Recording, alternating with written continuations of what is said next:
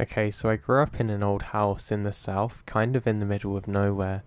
The house was laid out somewhat circular, as you could walk from the living room through most other rooms just by walking in a complete circle and ending up back where you started.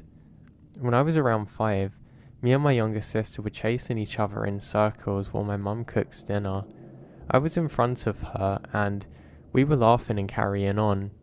When we got into the dining room, in the inside was a corner with a greenish creature in a dark coat or something. It had pointy ears and sharp teeth which stuck out. I was young and I was still very small, but I'd say this thing was 2 feet tall. It kind of looked like it had been at the bottom of the pond or something, very old and tattered. It then puts its fingers to its lips and starts grinning.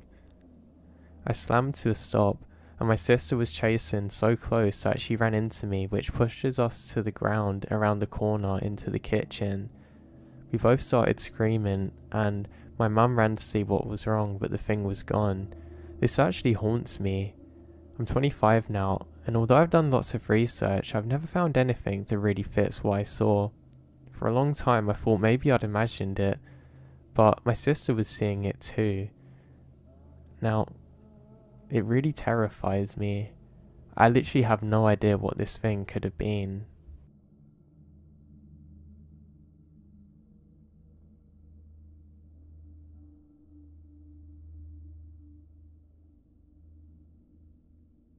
This story involves myself, then 20, and my girlfriend, then 18, in the middle of nowhere town in North Carolina. I was with my best friend at the time, and I had nowhere to go and was saving up for an apartment for my own reasons due to irrelevance to this story. And my girlfriend typically stayed the night with me as well, as we had the entire basement bedroom to ourselves, and he didn't really mind as we're all close and still are to this day. I was a pretty heavy smoker at that time and went outside to take my habit away from the house, to which my girlfriend would follow to partake as well. So like any other time, I would grab my lighter from the bedside table and go to head out into his driveway, and this was a fairly common practice for me. For context on this place, my friend lived in the middle of nowhere, really surrounded by forests, country roads and farms. He had a pretty sizable yard in front of the road which led to some dense trees, and the only place really open around these parts was a gas station that you could walk down into in about 5 minutes.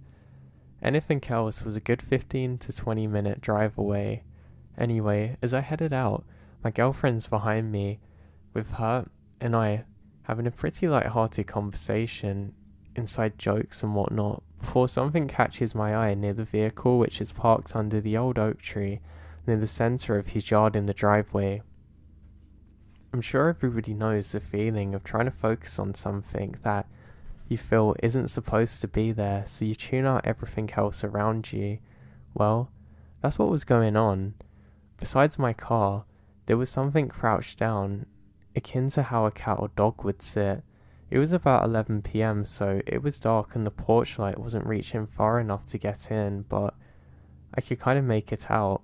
It had long arms, and despite being in front of it, the elbows actually poke out behind. There was no visible hair that I could see. It had a large balloon-type head, and I guess pointy ears, but I can't really tell. I'm not really sure about the size of this thing, but I was a small distance away, and it was crouched down beside my vehicle. But it looked like if it stood up, it could be about my height. As soon as I started to piece everything together, I was staring at it and I realised that my girlfriend began questioning me, calling out my name and walking to the side. Instinctively, I blocked her with my arm and told her to get back in as I continued staring at this thing which made no effort to turn and look at us, remaining unmoved. She gave a sort of laugh, assuming I was messing with her, which isn't unlike me, until she began trying to look at whatever it was. She then manages to catch the slightest of glimpse at it, and I remember her saying, "What's that?" I had no words to answer her with though, but this confirmed what I was seeing was definitely real. In a panic, we both start backing towards the door, still garnering no reaction from the thing, at my car until eventually we get to the door, fumbling for the knob and getting inside. After inside, she asked me what is it, and I still have no idea. After we head back down to the basement, she decides to sketch what she had seen to get a better description of it, and it's exactly what I saw. A few minutes later, I'm looking at it again on paper. A balloon or bulbous type head, long arms and everything. Now, it's been a good 5 years since then, and we moved out to our own apartment, so I'm doubtful she still has the drawing, but I really don't know what that thing was that day.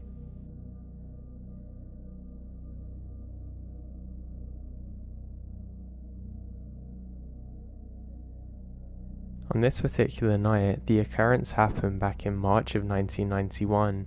I only remembered this because my father, a police officer, was working a lot of overtime on a security detail to cover for a workers' strike at one of the New York daily news facilities in the industrial section of town in New Jersey, about 20 minutes west of Manhattan.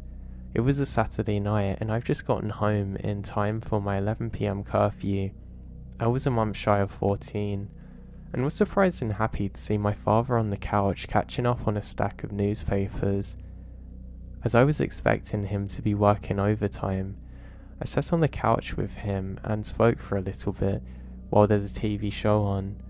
After catching up, we turned our attention to TV, and that's when I saw it. Off to the right of the couch while we're sitting there, in my peripheral vision, this thing is tiptoeing about 6 feet from me, by the fireplace towards a foyer door. Just as it was about to go out of view from where I was sitting, I turned my head in time to capture the back of this creature. It was around 18 inches tall, bipedal and humanoid built, with the exception of its legs, which kind of look like 4 animal legs if it's walking on its hind legs only. It swayed its arms and walked like any human would, and was covered head to toe in very short, tiny brownish hair. It was not clothed and had no towel. I only caught sight of it for around a second before it went out of view. I did not clearly see its face as it was walking away from us, though when I initially caught it in the corner of my eye, I was under the impression that it didn't have a snout or muzzle or close to a human's face. The one thing that stood out was that it seemed like it was sneaking, not scurrying, but deliberately tiptoeing, like it didn't want to be seen or heard.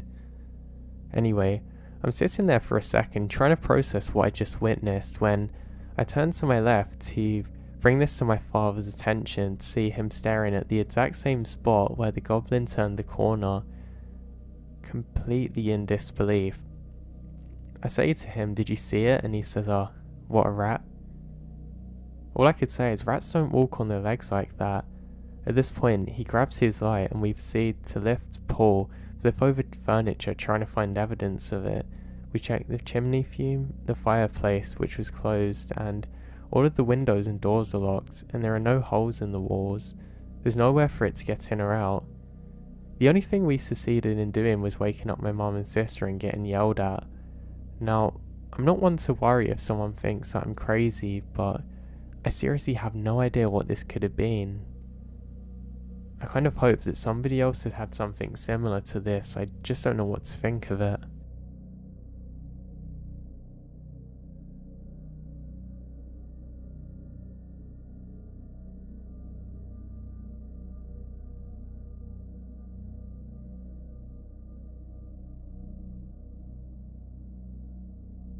I'd like to share an interesting story with all of you, one that I feel is rather unique compared to most, and hopefully I'll get an answer to this.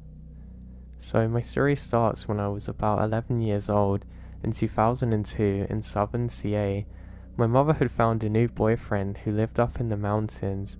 You see, I'd lived in the city for most of my life and was excited to hear that he lived in practically the middle of nowhere. Now, I always get closer to animals than people, and I know that guy has 2 ponies in the property, so the idea of meeting a new animal was enough for me to go along for a visit. A few months passed, and every so often my mother and I would visit his home. As I got familiar with the place and the animals, they would sometimes leave me alone for an hour or so to go outside on a date. maybe that would seem insane nowadays, but I was perfectly fine with being alone. My mother, however, had one rule for me: never to leave the property, and if somebody came by that I didn't know, that I'd have to get inside and wait until we came home. This is where the story starts. So my mother had left with her boyfriend almost half an hour ago, and I was bored with staying inside, so decided to go and spend some time with the ponies. Now, there was two of them. One was called Cinnamon and the other called Colt. Not very original, I know, but that's what they were called. Usually when I came over, the two of them would wait by the fence until I come over to play with them, but today I noticed that Cinnamon wasn't there. I chalked it up to her probably being in the stable, and went inside over to Colt to pet him for a few minutes. That's when things get weird. I heard a whiny of sort sound coming from the forest. I looked over to the forest edge and could easily see from the house to the forest without anything getting in the way, and what I saw standing there looked like Cinnamon. She stood there, almost motionless, staring directly at me. Colt then passed and seems to notice that I was looking. Soon, looking in the same direction, he starts snorting and pawing at the ground. I've never seen him behave like this before, but I looked up to the forest and noticed Cinnamon was walking in. I was worried that she had gotten out and got lost, so my childlike mind thought that the only thing to do was to give chase and try and get her back. I then ran into the forest looking for her, but it oddly seemed as though that she's just out of reach whenever I spot her. This is where the odd encounter is, and which I'm curious to get closure upon. Soon I couldn't see Cinnamon anywhere. She was gone, no longer any trace of her. I looked around and realised that I was now lost in the woods and had no way of finding my way back. That's when I heard it. It sounded like two dogs mauling each other. I was terrified at this point. As soon as the sounds are really close, they go into screams, and it really haunts me even now. As I stood there stuck in terror, I noticed something in the corner of my eye peeking from around a tree. I shakily look over and saw what appears to be a deer looking at me. However, I can't see most of its body. It was almost like it stood on two legs, standing there trying to hide but be seen just enough. I was afraid and confused by what's happening. The deer was looking like Cinnamon did, but its mouth fell open, and I heard it whisper, "Are you lost?" Its mouth didn't move as it spoke, just stayed open slack. Even though I was terrified out of my mind, I nodded. It hadn't moved an inch as it spoke again. "Follow me," it said, whispering. It moved behind the tree, hiding itself, but then I noticed it peer from behind a different tree that was further down the path. Vividly, I remembered that I had no idea where I was or what this creature was, but I had no choice but to follow it. Every time I got closer to it, though, it would hide and appear behind another tree moments later. Never once did I see it walk from another tree. It felt like hours had gone by, even as the light in the forest faded quickly. I was still led by this creature through the forest. Finally, the creature peered around one last tree, with its mouth opening, saying, "Go home." I could see that this is where it hid, and just behind it is my home. The flashing of blue and red lights can actually be seen from in front of the house. I stopped to look again. Now when I get home, my mum is crying and the police were there. I was punished for leaving the house, and later my mum broke up with that partner, not because of the incident, mind you, but I never got to return to that place, nor did I ever encounter the creature again. This memory's always bothered me, as I chalked it up to being terrified, but I don't know if it could have been a skinwalker somehow helping me. I really don't know what it could have been.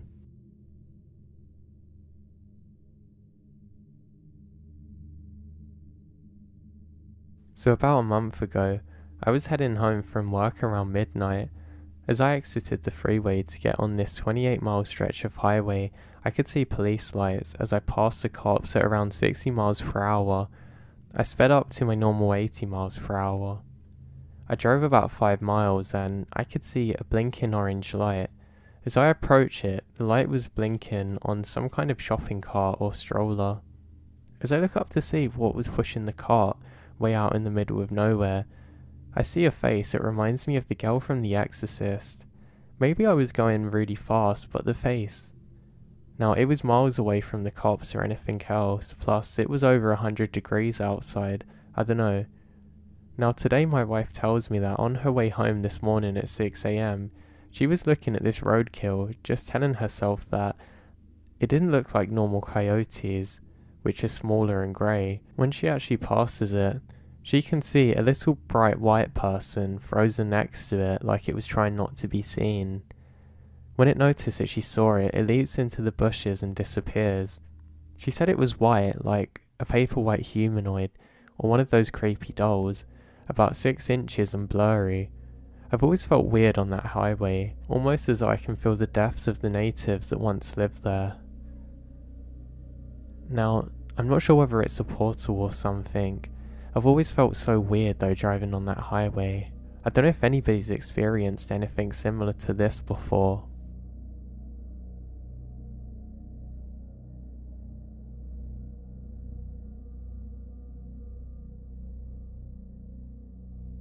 I had a pretty weird experience that I wanted to share with everyone. Not just as a warning, but I just want to get your take on how I dealt with it and if I did the right thing. This wasn't just one incident, it was a few. So, I worked a few different jobs. One was as a store manager, and one was as a forest service worker. Now my job wasn't like your typical park ranger one. I basically just had to do tree surgery or tree maintenance. I wasn't just a maintenance guy though, because I was actually trained to do CPR and other life-saving things if I ever had to do it.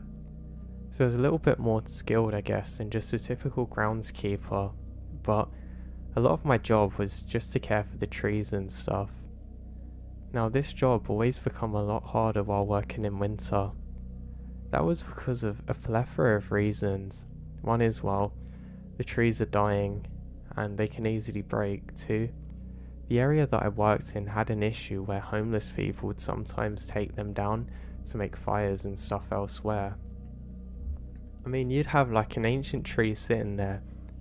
You come back a little bit later on, even in the same day sometimes, and you'd find that thing completely destroyed. I'm not a massive tree guy too, just I found it quite annoying. To be honest, in winter we didn't really have to worry about the fires because of course, how's a fire going to spread out there? So yeah, we just took our time to focus on other things. Now, as I said, I had a few jobs. Sometimes when I wasn't working there, I'd also be a store manager. Now, I remember while working in my store one day, it was pretty late and we had a weird person come in. One of the girls was actually getting quite scared of him. Apparently it was just a weird guy. He used to say really weird and creepy things to them. The thing was, virtually every time that I went out there, he would have been long gone, so I didn't really know whether to believe them or not. I felt like they were just using it as an excuse sometimes to do other things. We didn't have cameras too, so there's no way I could really check on it, but I did take their word on it. I asked them to describe this person, and they said, well, basically like a homeless person who would lurk around. I told them that if they saw him coming again, that they should make sure they lock the doors and don't let him in and just call me. The problem was, this happens sometimes, and it was when I wasn't actually at the store.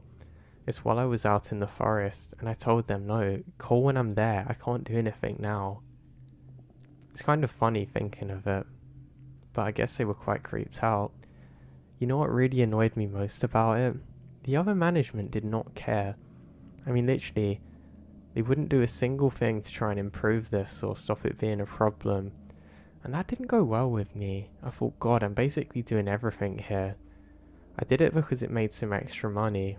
The forest job didn't pay too well. However, I had a weird thing happen. I was there one night basically doing the night shift. It was a cold winter night, so you don't see so many people now. Normally it's quite peaceful, to be honest, and you can just enjoy like your coffee and just looking out. Now, we weren't really supposed to drink them, but everybody did. I mean, hey, it's a night shift. How are you meant to get through it otherwise? So yeah, that's what we were doing. Now we had a look around and we didn't see anyone. The other worker says goodnight and goes off home. I was there alone now, and I noticed something. There's a glowing ember of a cigar or cigarette, I couldn't quite tell. It looked big enough to be a cigar, but it wasn't smoking like one, so I thought maybe it's just a weird cigarette or a few. I then thought, oh no, as I can see the dark hood of someone. It's more like a cloak. They look homeless and weird. Maybe I finally encountered them. I think to myself, maybe they weren't so crazy after all, the girls. And I waited. I didn't think too much was going to happen, and I was fairly confident that I was going to be able to harm myself if it decided that it was going to go down. I also had a small weapon with me. I mean, it's just a pocket knife, but that thing feels much bigger when you're in a dangerous situation. So I waited. It seems like this guy is kind of just scouting at me and just slowly watching me. He kind of lurks around, then goes off into the woods, barefooted, I kid you not. His feet are disgusting. I don't understand how somebody could be out there in the cold like that, and I think, yeah, that's not normal. I actually start to doubt my own eyes and think maybe I'm seeing things, or maybe it's some kind of ghost or something. There were rumours of this road that we're on being haunted because there was a big car accident once, and the guy there apparently didn't make it and still haunts here. They say that you see him at night, but you never see him barefoot. He kind of just idly wanders at the side of the road. I was getting quite freaked out and decided to lock the door for a bit. I didn't want anyone coming in. I put the close sign up to try and calm myself down. Like I said, there wasn't any cameras in here, so I didn't have to worry too much about that. I mean, I didn't want another big boss looking over me saying, oh, why have you scared off the customers saying it's closed? But I just didn't feel safe. It's also getting terribly cold because one of the heaters has stopped working. I decide that it's my turn now to try and fix it. Now, I don't know what to do. I've took this thing apart, and to be honest, I didn't have a clue why I did that in the first place. It looked mighty dusty though, so I cleared off all of the dust. I then get a burn and a sharp pain in my arm. God, they didn't even turn this thing off and they've asked me to fix it, I say aloud. As I say this, I feel something and turn over my shoulder. I can't quite describe it, but it was almost like I had a tick and sudden urge to get an idea of my surroundings. You're just tired, man, it's nothing. And I go back to what I was doing. I still can't figure it out and it's annoying me now. But eventually I managed to get it back. So I put this thing back on and it doesn't work, so I just hit it. And immediately it comes to life and starts blowing at first cold air into my face. I can't believe that, I say to myself. You know, I was always one for hitting things or kicking them to try and get them back to life. I used to do it in the printer room in my old office all the time, and it would work like a charm. I don't know why I stopped doing it. I then stay there for a while just holding up my hands to the warm air that's slowly blowing out, and I feel quite good now. I decide to go and make another coffee. I had a cut off time actually where I wouldn't drink too much caffeine in the day because I was one who couldn't sleep very well if I had caffeine, but at this point in time I didn't really care too much. And also seeing the person earlier scared me. I start to think more and more about the very realistic possibility that I've had my first paranormal encounter. I end up sitting up on my chair, forgetting that I've got the closed sign on the door, and I slowly drift off.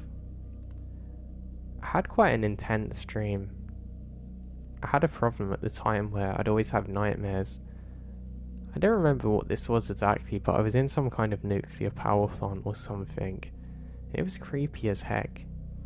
I was around just doing maintenance even in that dream. I mean, God, I can't get away from it. And somebody was following me. Now I slowly open up my eyes and I see there's a customer at the window. I get up quickly to see what's happening, and they seem to have vanished. Now it takes me a little while before I actually wake up enough to figure out what this is, and at first I think it's just a figure of my mind, probably linked into my dreams somehow, but I don't know. I look at the clock. God, it's only been 10 minutes. I can't believe that. I thought I'd happily slept through a big part of my shift, but I haven't. Worse, I'm not going to sleep later now, and the caffeine's done its best to keep me up. So yeah, I suppose that was the one positive of it. I go around and put on the open sign onto the other side of the window, and I want to let people know that we're open. To be honest, I was just desperate to have a normal interaction. I looked around though outside quickly, and I want to see if there's anyone out there. I can see some footprints leading into the forest and close to the window. God, that's scary. The thing was though, they were partly filled with snow, so I can't be absolutely certain that it wasn't somebody there earlier, and maybe somebody normal, but why did they lead to the forest? I then start thinking about how wrecked my sleeping pattern's gonna be when I have to go back to my forest working job. I'm very paranoid and decide that I have to get a weapon now. I just want something to defend myself with. I'm not someone that can really fight, so that's never been an option if I'm in a difficult situation. So, instead, I'm basically just stuck there. Now, when I head back in, I go to open the door, but it doesn't open. Gosh, that's weird. I was certain. Then I realised that I've let it lock on itself. I think, God, I just can't get it right. As I do so, I hear a tapping sound coming from my car. Now, I don't know what it was, but I think this is especially weird. I think, what on earth now? As I rattle around for my keys and go and get the spare one that opens the back of the store. I do this very quickly, then disappear around the side. At least I've got this now. And I hear the alarm deactivate as I go in. Ha, that shouldn't have happened, and I laugh to myself. Now I get in, and I realise too that something else is wrong. There's some footprints going around, just like somebody's come out of the shower. Now I don't know why in my stupid mind I was fixated on how did the alarm get turned off, and I don't realise that there's some movement coming from inside the window. I presumed it was coming from outside, so I decided to go in the back quickly. I then hear a scurrying sound and hear the front open. Now I was actually angry. I get the knife out my pocket and do a little charge, screaming, making all kinds of sounds. No, I'm too late, as I see somebody rush off into the forest. I go back and I can see that they've stolen some food and things. Nothing too important, but I don't want to get in trouble with my boss, so I decide the best thing that I can do is basically just hide the evidence. You didn't have to try hard to do this because it was an old store and nothing was really audited. So all that meant is that you had to move some of the items around, putting different ones behind it, and it looked like nothing had vanished. So I do this and try and calm myself down. Not too later, I hear another sound. My heart drops as I go to see what it is. It's a truck. I feel so relieved to see a normal person. They say, "Hi, I need to get some gas." I say, "Sure, certainly." And I go and get the pump to work for them. They say, "Are you alright?" And I say, "Yeah, fine." Maybe it's because of the caffeine and me being scared prior, but I'm overly eager to help them, and I think they actually found me a little bit weird and were kind of put off. I say, no, I'm just here to help you," as they kind of hesitate for a bit. So now I've become the weirdo in this situation. They then say to me, "Hey, I saw someone walking down the side of the road. I don't know if they needed help or what." I say that's weird, and say, "What were they wearing?" They said they don't know. I don't know how you can't possibly know that if you notice somebody, but they really seem to not have an idea, as they go back into their truck and drive off. Seeing that drive off was literally like watching my last sunset. A wave of emotions were going through my body, and I didn't like any of them. Suddenly, it felt much colder, and the snow seems to pick up almost instantly, or more rather I suddenly notice it and become more aware. Maybe that's the fear setting in, I don't know. I just take a deep breath out, then turn back to go back inside. I tell myself, you gotta calm down, you're gonna scare them off now. I'm basically trying to stop a catalyst effect now, because I find that when I get scared I can panic, and that makes everything worse. So I just keep on working the till and try and act like nothing has happened. So I do this, and what do you know? Another dream. I drift off, but this time I have a strange dream.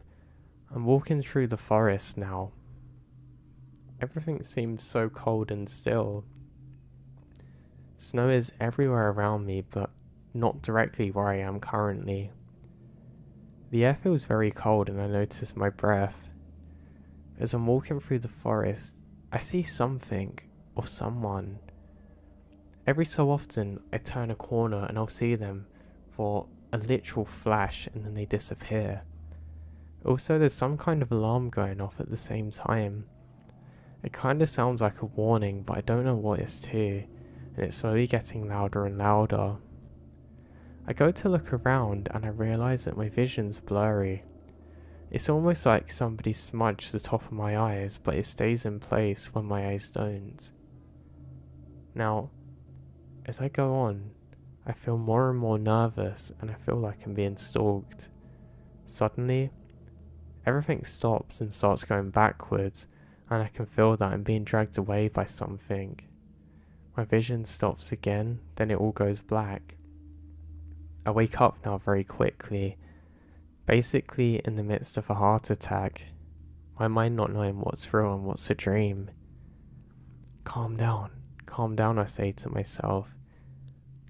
And then I'm in my dream again. I can see two figures up ahead of me. They're wandering around looking at blood on the floor. This is really weird. I can hear alarms now, but they're different. I'm walking around and nobody seems to notice that I'm there. The blood, I just can't get over the blood. It's really weird. It was almost like I was a silent observer to something horrible, but I didn't know to who or what had happened. Now, I go across a bridge which is covered in snow. I don't feel the cold or anything, and I make my way back in. I go into a white room, then everything goes black again and I'm awoken. I hear banging on the door. It's my colleague. I jump up really quickly and I say hey, rush in to let them in. I've come to my senses extremely quickly now. They say, gosh, what happened? You seem really shook up. And I said that, well, I had a bad dream. And I take a while to calm myself down. They say, go home, man, you look like you really need some rest. And then I say, well, the night shifts get to me, and I don't really mention too much else. I do say that I thought I saw something paranormal, and he says, alright man, you're probably dreaming.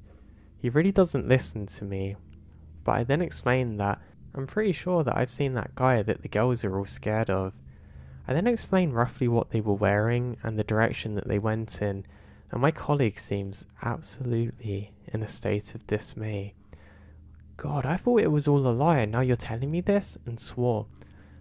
I say, yeah, just be careful bro, honestly, it's really weird. Then I get into my car and start up the engine. I took a while just to calm myself down and think, you know what, I probably just need a good rest and this is all nothing. The problem is too, I'm only about 1 day away from having to start my other job. Now I didn't like driving at night, especially not when I was tired, but I almost went into a trance or something and kind of just gotten on with it. I remember driving through the snowy hills as I'm on my way home, and I can't stop thinking about my experiences that night. I think maybe I was just really sleepy and I merged dreams with reality, but it didn't feel like it. There was something about the emotions which I was feeling during the times that I was definitely awake, of which were too powerful and sobering. I'm never somebody to confuse dreams with reality too, so I knew the chances of this being the case were very remote at their very best. Still, there was definitely something odd. I realised too that I wasn't driving very safe either, because I was constantly looking on either side of the road trying to see if there was anybody walking past. I was convinced that I was going to run into the ghost of the person in the car crash. I was maybe going to end up as that ghost too, I thought, and I start to slow down a little bit. I was actually gripping the steering wheel so hard on the drive home that all of my knuckles have gone white, and I really struggled to move my fingers. I get in and basically collapse, and I probably had the best night of my sleep ever that day. I think my body just decided to go into some kind of coma state to recover. I remembered when I woke up though, I felt ever so drained and just kind of weird. Maybe my brain was fried from what had happened, but it was a nice day and the sun was actually shining. I took a look around and I can see some snow falling too. It's the only time that I've ever been able to see some of the sun and snow at the same time, which I thought was really bizarre. It wasn't heavy snowfall or anything, but it was weird. I then start to hear an alarm sound again. It kind of sounds like when there's a dangerous gas alarm, or maybe from a radiation counter thing, like the modern ones, but it was really weird. I then step outside and realise that it's one of my neighbour's house alarms. He comes out with his gun saying, "Hey, hey," and for a second aims it at me and I say, "Gosh, what are you doing? It's me. It's me. It's me." And he then lowers his weapon and says, "Sorry, someone just tried to break in. They were heading your way." I say, "What?" He says, "Yeah, I think they were trying to rob you or something. It's really weird." He rushes around and all we can find is footprints. We look at each other and realise that we need to follow these. I go quickly to grab my coat. I've still got my knife in my pocket from before and a flashlight. The sun started to fade away now, and it's a little bit late in the evening, so darkness is upon us. So we head out there, following these tracks, talking about who it could have been. My neighbour was in a bit of state. Simon kept saying, "God, I'm gonna kill them. I'm gonna kill them. I'm gonna kill them. God, I need to kill these." And I tell him to calm down. And why is he so angry? It's just a break-in. It's not the first time one's happened around here, but he said no. I'm telling you, something was off this time. There was something wrong about this, I can sense it. I was actually a little bit worried about him too. I thought, well, I don't really like the fact that I brought a knife to this gunfight, if it comes down to it. But we continue on. Now we're following the footsteps, and this is the first thing that I really can't explain. It seems like they're constantly getting further away, yet they're incredibly fresh. But there's no one there. I mean, what's especially weird is that you would think from how fresh they were, on your horizon you should be able to see someone. But we would see the tracks stop, and as soon as we got a bit further up, it would continue going, and we are basically never getting any closer to them. We keep going deeper and deeper into the woods, and the whole time I'm starting to feel quite uneasy with this all. There was also a mist which picked up at about the same time, which makes the whole thing much more horrible, to be honest. Now, no excuses to be weak or scared. I had quite a lot of energy, to be honest, because I wasn't as tired as before, so I used this to try and motivate myself to be more brave and actually take the lead. We've probably been doing this for almost half an hour when I say, "Come on, Simon, stop. This is what, Brian?" So let's just turn back. This is getting dangerous now, as we realise that we're going further and further into the forest, seemingly having absolutely no gain on this person. We could just see the footprints, which seem pretty large. He says, "Yeah, you're right." Silence actually washes over us for a few seconds as we look at each other. We're both actually quite nervous now, as we realise that we shouldn't have really done this, so we start heading back. I take one last second to look over my shoulder. I have the feeling again, the same one from being on the gas station, but I try and push it aside, and we start walking off ahead. Now my friend's taking the lead, Simon. He's actually walking much quicker than me, and it's the first fear that I've detected in him. To be honest, he has guns, so I don't really know why he's scared. The guy with the little flimsy pocket knife was being the brave one, but hey, I'll take it. On the walk back, it's starting to get dark now, and we realise that this is a really stupid idea. I don't want to be stuck out here. The problem is too, you know what? The next day, I had to do my job in the forest. I was already picking up more and more bad memories from being out here in the cold, and I was worried that it was going to start traumatizing me a little bit. So I decided just to distract myself.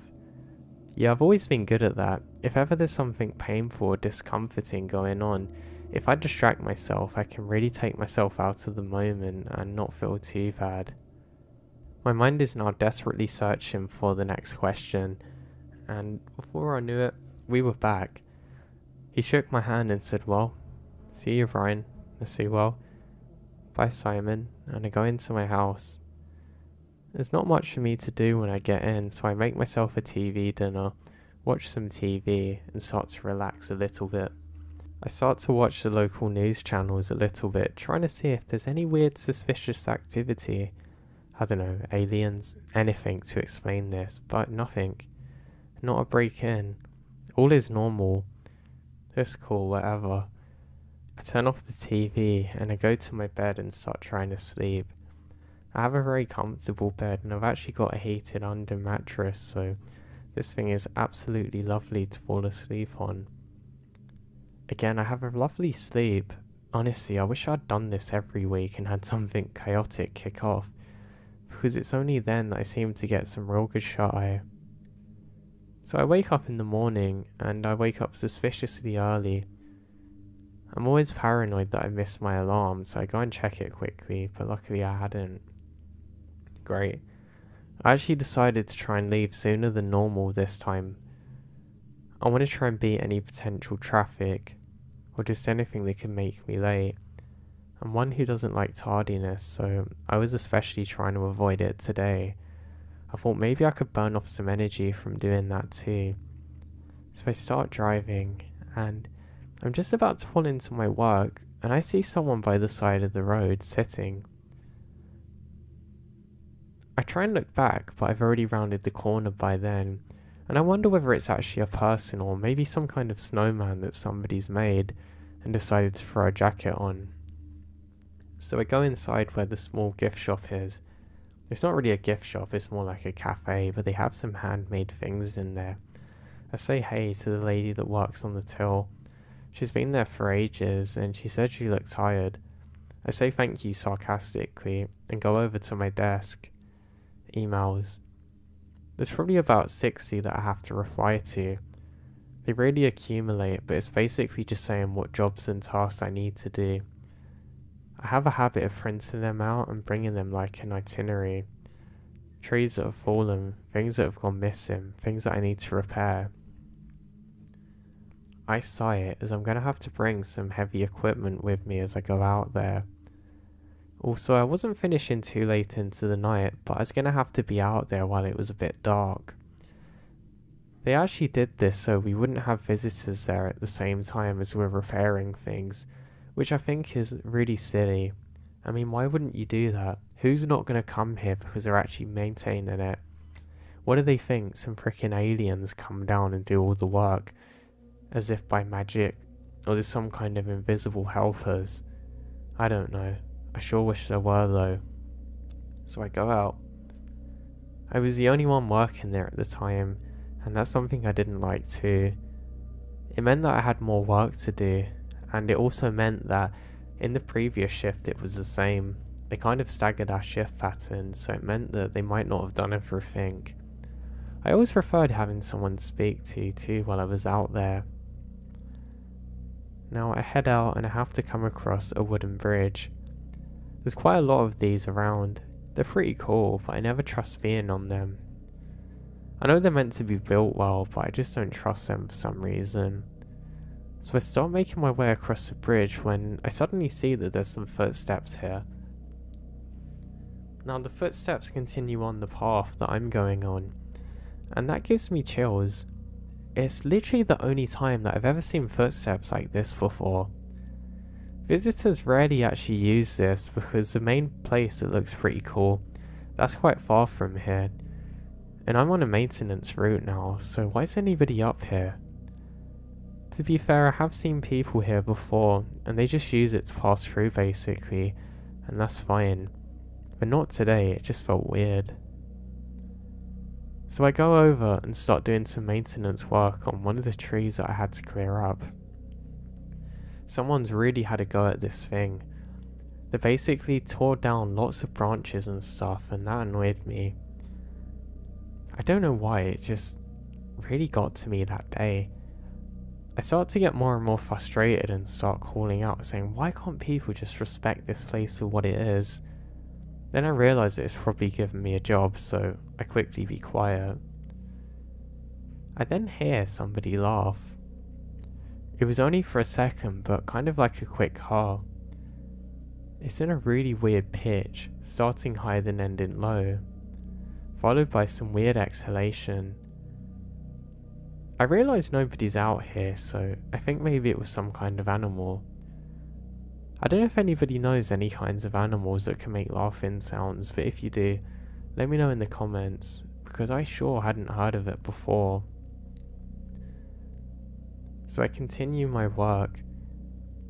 As I'm doing so, I do realise weird things. Every so often when I put my tools down, something seemingly goes missing or becomes displaced. It's like I'm losing my mind a bit. I could put down maybe a drill or something, then turn back and it's moved 3 feet to the left. I just tell myself, Brian, you're doing okay. It doesn't matter if you lose it. So I calm myself. I then hear what sounds like laughter again. I'm really confused now.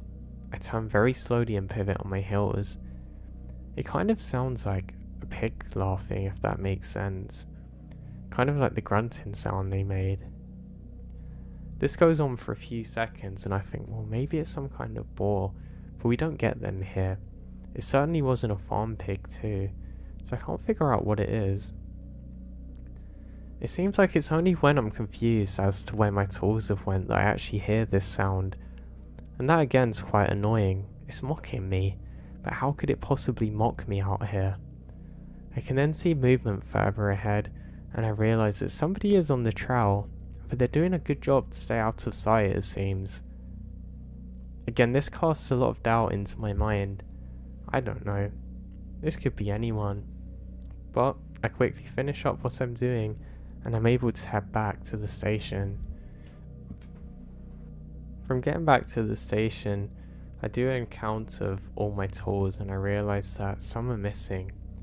Ah, that's great. Tell me what that means. You guessed it, I'm gonna have to go back out there and face whatever this is alone. I'm not sure if somebody's actively stealing from me though. It seems kind of like a very low probability out here. So I just slowly head out, again with my knife. This time I brought another screwdriver with me so I can try and stab someone. I don't really have much faith in my pocket knife being able to defend me, so I thought the screwdriver's gonna have to make up for it. Now, I eventually do find my screwdriver, but it seems like it has moved, and some of my other tools that I was missing. Again, why on earth have these things moved? I just don't get it. I collect them all and quickly head back in. I get through my emails and I realise there's none more. There's basically nothing left for me to do and I start to relax now. I felt really good. I put the heating on and just grabbed some of my reading things. If you get finished early, you don't really have to do anything. Annoyingly, there's like a clock in and clock out system, so they're basically going to be on the dot regardless, so you can't always go home unless one of your friends signs for you. But none of them were working there today. So I just make myself at home and try and relax to the best of my abilities. Now in these circumstances it is pretty hard, but it doesn't take too long and I quickly forget about what happened to me. All was well, and it comes around to almost 12. Well, to be precise, it was 1:45. I then get up to see if my other colleague has come. He usually arrives early where he does the night watch. He doesn't actually go out or do anything, he just sits there, but he's cool. I don't see him though, which again is odd because usually he's always there early, so I think that's bizarre. I then hear a scream sound. Only for about 2 seconds, but it kind of puts me into a state of paralysis. I basically just froze there watching what's happening, which luckily turned out to be nothing.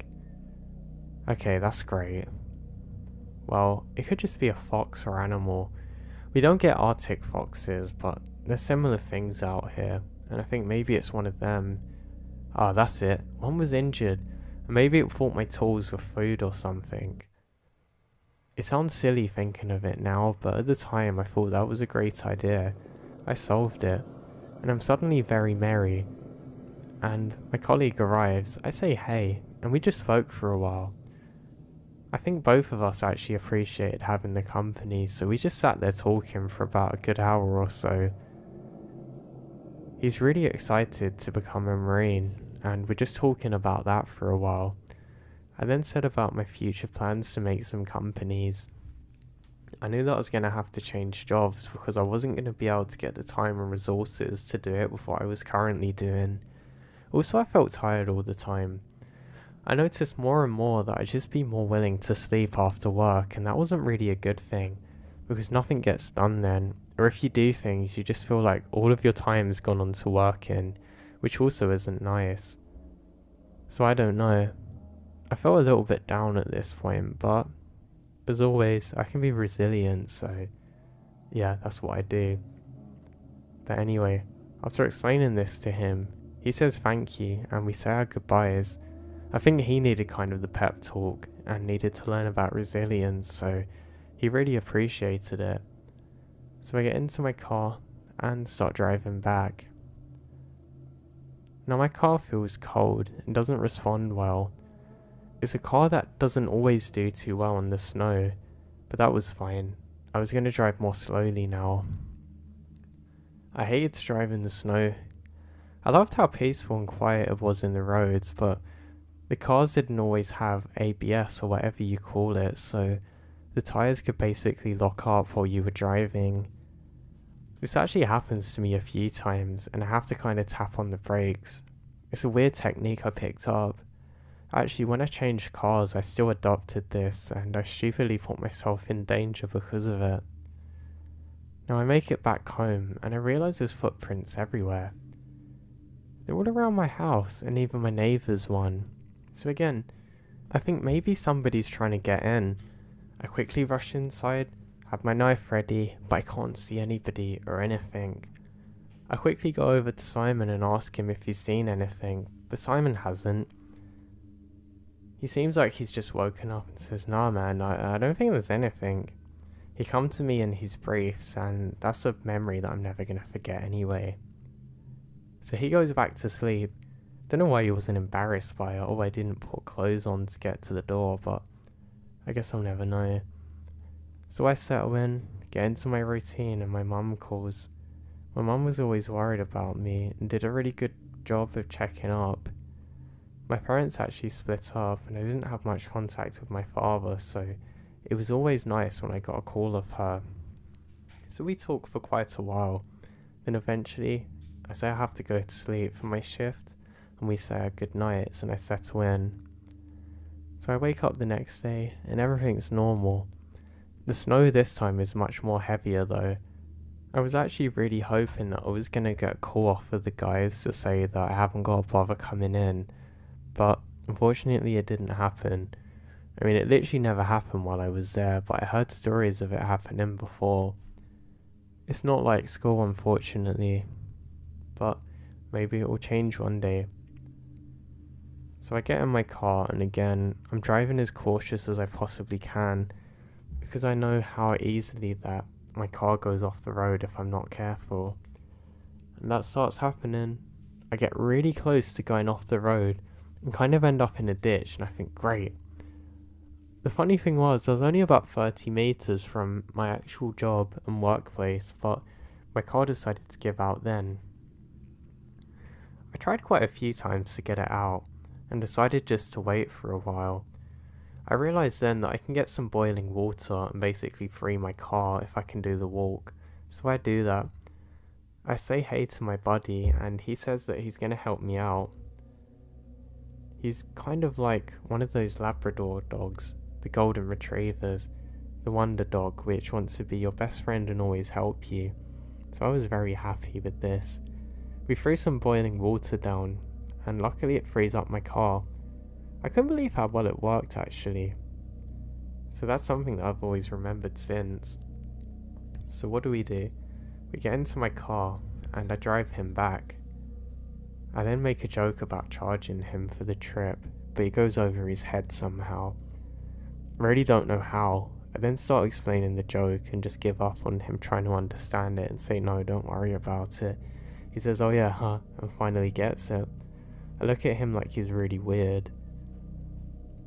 Now, I get in there and I check the emails. He says, you're not gonna like this. I say, what's that? He says, well, I'm pretty sure last night that I heard someone out there. I definitely saw them. Someone was lurking around and I thought they were in trouble, you know. I went out there and tried to hunt them down, seeing if they needed anything. But it's like they would just run from me. I say, what do you mean? They say, I don't know if there's forest people out there or what, but they wouldn't come near me, in the southern accent that he had. He actually grew up on a ranch somewhere, and he said that he had a good idea and good feel with people, and that person just didn't feel right. I think, well, at least I'm in the daytime now. I don't really care, to be honest. If this happened in the nighttime, I'd be like, yeah, sure, let's call the cops and everything. Now, I'm a little bit annoyed to say this, but I really didn't care. I just thought, well, it's the daytime. I'm not that small of a guy. Maybe I could handle myself. Who knows? Not like I could fight, but I should be alright. And I trusted myself to be able to run off. Yes, a great instinct. A warrior's will. But yeah. He then says that he's actually going to stick around for me, which I really appreciated. It was kind of like returning the favour of me helping out the other night and having those conversations with him. He starts talking about the ranch where he's from and saying how much he loved it. I asked him why he liked it so much, and he said he kind of felt like a real life cowboy. He would do the cattle handling and things like that and working to tame the horses, and I thought that was really cool. He even said they had donkeys out there, and I started to clown him for it. He then mentions to me that he's going to head over to a 7-Eleven or Walmart, and if I wanted anything. I say no, that's fine, don't worry. I did really appreciate it though. He was literally offering to drive away from work and then come back to give me supplies. I didn't have any other friends that good there, so I thought that was really cool. I then checked the emails and I have to go and repair something. It's a part of the bridge. I wasn't sure, but it seemed to be the same one where I thought I saw the footprints or the person walking, so I was already a little bit hesitant to be out there. I then step out and just make my way there. Now, because of the clouds and the heavy snowfall, it actually looks kind of dark. You could actually see quite well though, because maybe it was a reflection off of the white of the snow. You seem to have pretty cool visibility, which I was happy about. So I make my way up, and I'm not too far away from the bridge. I start doing my repairing work when I notice something. I feel kind of heavy suddenly, almost lightheaded, like I'm gonna vomit. I don't know why that is. I knew it was very cold though, and I suddenly feel a bit wet, which I think is really bizarre. Then, something comes over my mouth and I hear a whisper in my ear. I know where you live. I was certain it was my colleague playing games on me, and I kind of ignored it. My head then suddenly comes back. I kind of fall a bit as I realise that somebody's pushed me. I go to get up to see what's happening, and I notice somebody running off into the forest. I get up to go after them, but I feel weird. I feel like I have absolutely no energy whatsoever to chase after them, though I am actually able to chase them for a little bit. I go to call out, but I feel like I can't do that either, and suddenly my legs go weak, and everything starts to slowly go black now. and I'm seeing little stars and feel extremely weak, almost like I've just collapsed into myself. I'm there for a little while, in this weird void, when I'm awoken again. There's bright lights and medics. I'm in an ambulance. I slowly fade in and out of consciousness, and then I wake up again in a hospital bed. I was so confused as to where I was and in so much pain. I tried to move and somebody quickly tells me not to and pushes me down. I ended up going to sleep and eventually wake up again, coming round. Then I quickly find a nurse rushing over to me, trying to help me, giving me some water.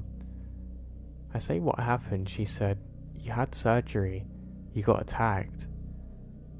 I then look at her, really confused. I don't know whether this is a real situation or just a figure of my imagination, but hearing the beeping sound of monitors around me and realizing there's other patients here suddenly sobers me up. I say, "But what happened?" She says, "Someone stabbed you while you were at work.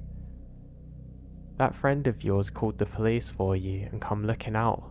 Couldn't figure out where you'd gone. You had to have surgery. You almost bled out." I then ask her, "Did I punch back? What happened?" She says, "I don't know. You're gonna have to wait for the cops to arrive. Your friend's gonna visit soon." That's all she says that she's able to tell me. She doesn't know much else, so I'm stuck there, absolutely in another planet. I can't believe what I'm hearing. It almost didn't feel real just coming from her, so I waited. I waited and waited for what felt like forever. Then eventually, my buddy shows up with some flowers and chocolates and some candies I loved. He comes over and hugs me and says, "Man, I didn't think you were gonna make it," with tears in his eyes. I say, "But what happened?" He said, "Well, I come back from the store and couldn't find you.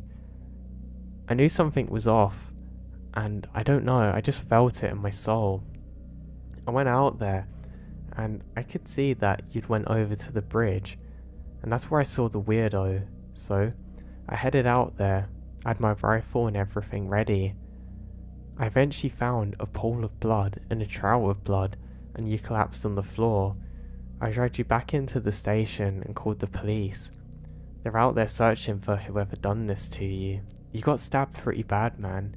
I didn't think you were gonna make it," as he starts crying again. I just hug him and I'm so grateful. I'd never been so grateful for the air that I breathed, to be able to see things and hear, and just everything, but I was in so much pain. Now the road from there was a long recovery. It took me forever, and I actually still have scar tissue there which can really hurt me to this day. I'm not quite sure whether they actually found him or not. I basically immediately moved to a different country where my parents lived and was able to sell my house. I was able to more than thank my friend for it, but it's a horrible experience. I don't know if any of what happened to me was linked with my other job, working there in the store, but I think it might have been.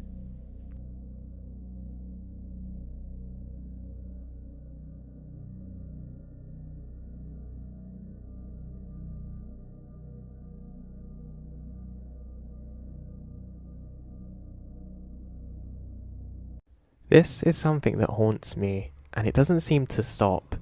So, I started out working as a Forest Service ranger about 10 years ago.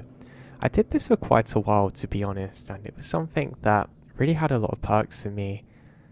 I had a bit of a dysfunctional family, so it really helped me get away from them and just everything that I didn't like in the world. So, for a long time it was perfect. Now, even when I wasn't on duty, I'd actually go through the same woods sometimes, especially if it was a rainstorm or something, with my umbrella just to relax and unwind. I kind of come at one with that place, and I didn't feel whole without it. A few others that actually worked that job found the same thing. Every so often we bump into each other on days where we do our walks like this, and it was really pleasant.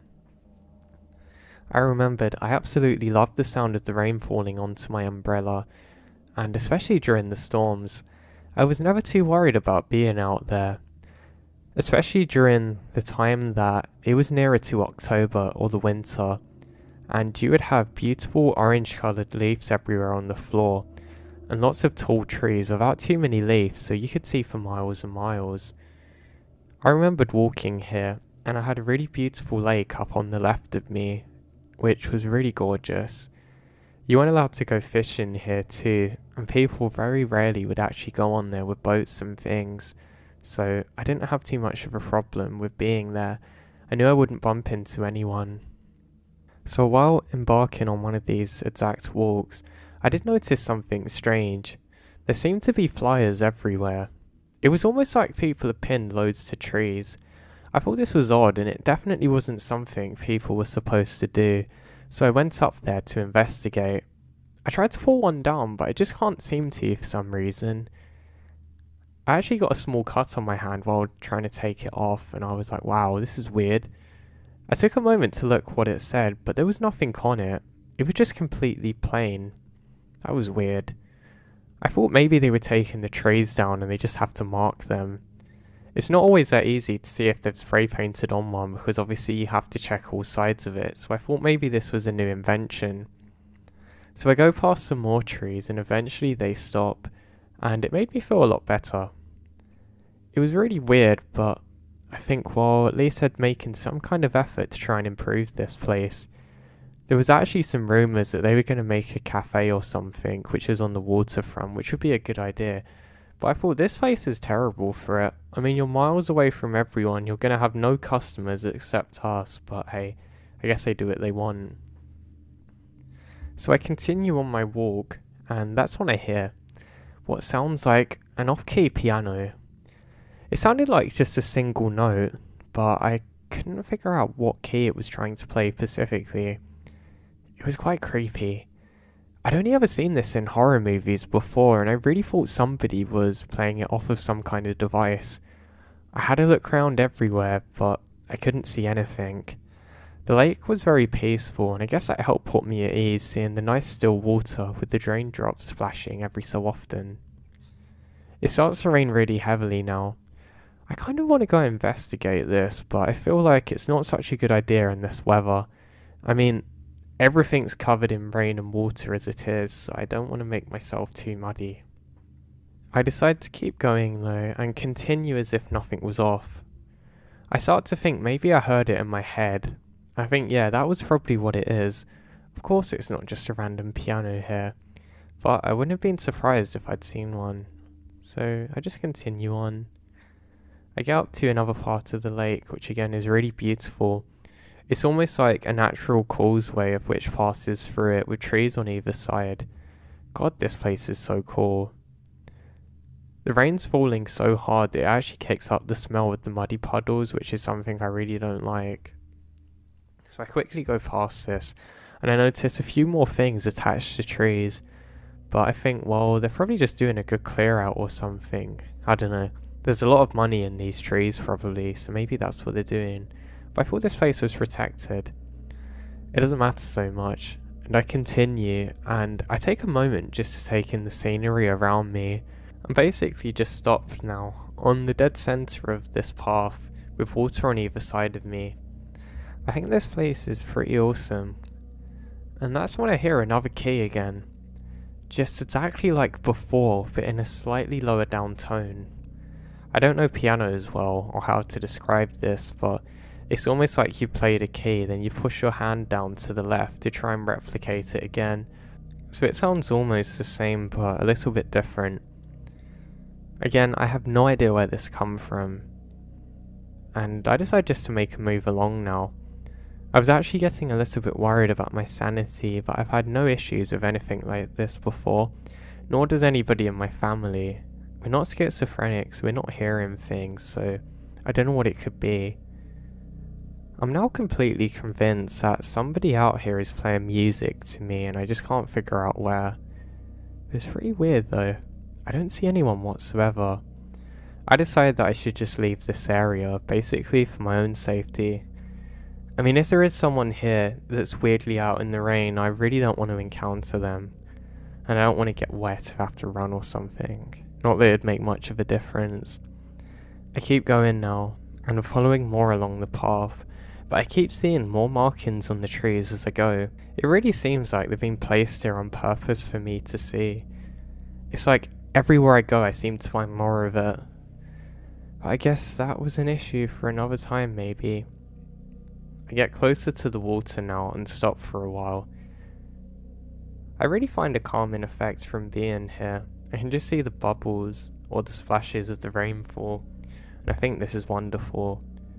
I put my umbrella down a little bit later on as I try and pass through some more thick trees. I then put it up again, and I'm sure I see the flash of someone else's umbrella. It's a white coloured one held up quite high. It's probably about 7 or 8 feet tall, and it's kind of just stood there motionlessly, and I think maybe somebody's under there smoking or something. I'm pretty sure I can see a glowing ember of something, which is red coloured. And I think I see 2, so I think there's probably a couple of people smoking over here. Now, I keep going though, and again, I hear the piano sound. I think this is really weird, but I'm certain it's behind me. It sounds like it's probably about 20 minutes south of where I just come from, so there's no real reason to panic here. So off we go. I'm not able to actually reach the other person with the umbrella because they're on the other side of the water, but I can certainly see them. I can't see the embers anymore, so I think that they're probably just standing there, maybe waiting out the rain. But that's the first revelation. Where they're standing should be really difficult to get to. They're basically on a big island thing, but I don't see any boats, and you're not supposed to dock over there. It's to do with disturbing the wildlife and stuff, but this is weird. As I walk along the water, I am constantly expecting to find some kind of evidence of a boat or at least something to explain all of this, but nothing comes up. So I don't really know. It did actually make me somewhat uneasy. I'm someone who's quite proud of being brave in these situations, but I didn't feel so good now. Again, nothing to worry about. Just another crack in the simulation, I say to myself. At the time I was quite big into the simulation theory, and I thought this was just all a weird part of it. I'm still noticing that there's markings on the trees, but I'm not making too much of it now. I've almost grown used to it. Now that's when I noticed something was definitely different. I was still hearing the piano sound, but I was so fixated on what was going on the other side of the lake that I didn't think anything of it. When I realise it, I actually feel fear quite strongly. I know now that if I continue where I am for about 2 miles or so, I'm probably going to reach civilization in a road, so I think, yeah, we've got ahead for that. I'm actually growing a little bit worried now. But eventually, the piano sound stops. I do turn back to see if the person with the umbrella is still on the island, and I then realise that they've moved. The umbrella hasn't moved in terms of how high up it is, but the position has. It seems like they've just stood at the very end of the shoreline, trying their best not to be seen by me. It was definitely a bit creepy now. I just don't know why somebody would want to be there, or why they seem to be almost following me. I mean, there's a good chance that they didn't see me. I mean, my raincoat's pretty dark coloured, and so are all of my clothes and my umbrella, so it's going to be hard to see me if you were trying. And yeah, maybe it was just a person standing at the edge of the shoreline, just observing like I was. I mean, God, it's probably another me, but I don't think too much about that. And I continue as I'm probably about 500 meters away from relative safety again. Feeling a lot better about things, I decide just to continue on and let the scary thoughts slowly leave my mind. Now I get closer to more man-made stuff, and again I feel good, but something felt very different here. Everything looks kind of odd. It's almost like you found the remnants of where something once was, in terms of lots of stone buildings with stone walls, and they don't look like they're from recently. They must have been from hundreds of years ago. I thought, wow, I've never realised this place is here. But I think, yeah, this is probably just how it was, and I never noticed it. But I noticed that's weird. I see some large rocks which seem to have just been placed there balanced, which again is odd. Now this is where it gets a bit creepy. There was a fog which come on very acutely and pretty much blocked all of my vision and the vision into the different areas surrounding here. I don't know if any of you have ever played the Silent Hill game, but it was kind of like that, where you're walking through the fog and you can't really see far in front of yourself and everything looks the same. I didn't seem to be getting anywhere in particular, which was quite frightening. I looked up and I was sure I just saw the exact same view I had before. I did actually start to panic a bit now, as I was very confused as to what was happening. Then once again, there's that familiar piano sound which I just cannot make out. Where is it coming from? Why is this happening to me? And I'm met with another flyer looking thing on the tree. I know I'd kind of half dabbled with the idea of the simulation theory, but this is actually really scaring me now. The rain doesn't seem to be so loud too, but I think this is just from the fear. It was like my brain had shut out the normal sounds to try and pick up on the abnormal or something, and I keep going. I'm kind of picking up a fast pace, and I can't stop thinking of how much this is like that game I'd played. I almost wondered if I'd actually fell asleep at the console, and I was actually playing it still, but I obviously wasn't. That's when I noticed something else weird. There seems to be bats. Now there are no bats in this area whatsoever, but I can see 3 or 4 on another island further up. They're just flying around like bats do, but why on earth were they here? There are literally none. There shouldn't be anything. Now the piano sound had stopped, but I still seemed to be walking through the remnants of almost like an uncovered ancient civilization with only stoned remains. This is too weird. It's still very difficult to see because of the fog and whatnot, but off I go. I have to keep pressing forward to try and get out of here. And that's when I feel something. I felt like sweat beaded off my head, and for a second I closed my eyes. Bizarrely though, a second that I do that, I seem to have, for only maybe 2 seconds, but a perfectly clear kind of like drone shot of myself, or bird's eye view. It was so weird, it was just like that video game. I'm now very convinced that maybe I fell asleep or something and I was playing the game, and I try my best to wake myself up, but I just can't seem to. I then go and splash my face with some of the lake water, and that seems to help, but it assures me that I'm in fact awake. I've never seen anything like it before. Now what really creeps me out is I was able to see round a corner that I shouldn't have been able to unless I had a drone footage shot. Just what I'd seen in my head. Now as I'm walking, suddenly the fog seems to clear up. I mean honestly, it was like being at the edge of a cloud. I look up and things are how they should be. I look back and I just see the fog and I think, wow, I must have got really lost in there. I start to run through the possibilities in my head, but none seem to make logical sense, so I just walk on like normal. Now I didn't see anyone for a while, until suddenly bang. There's a big sudden populous area, and life and the sounds of it are all there like they should be. So where did I just come from? Now I'd love to say this is where that all stopped, but it doesn't. Let me take you on a journey into something that really scares me. So, all is pretty much normal after that for a number of years. Until I'm sitting down in the park cafe that we've got with one of my other friends who's also a ranger here.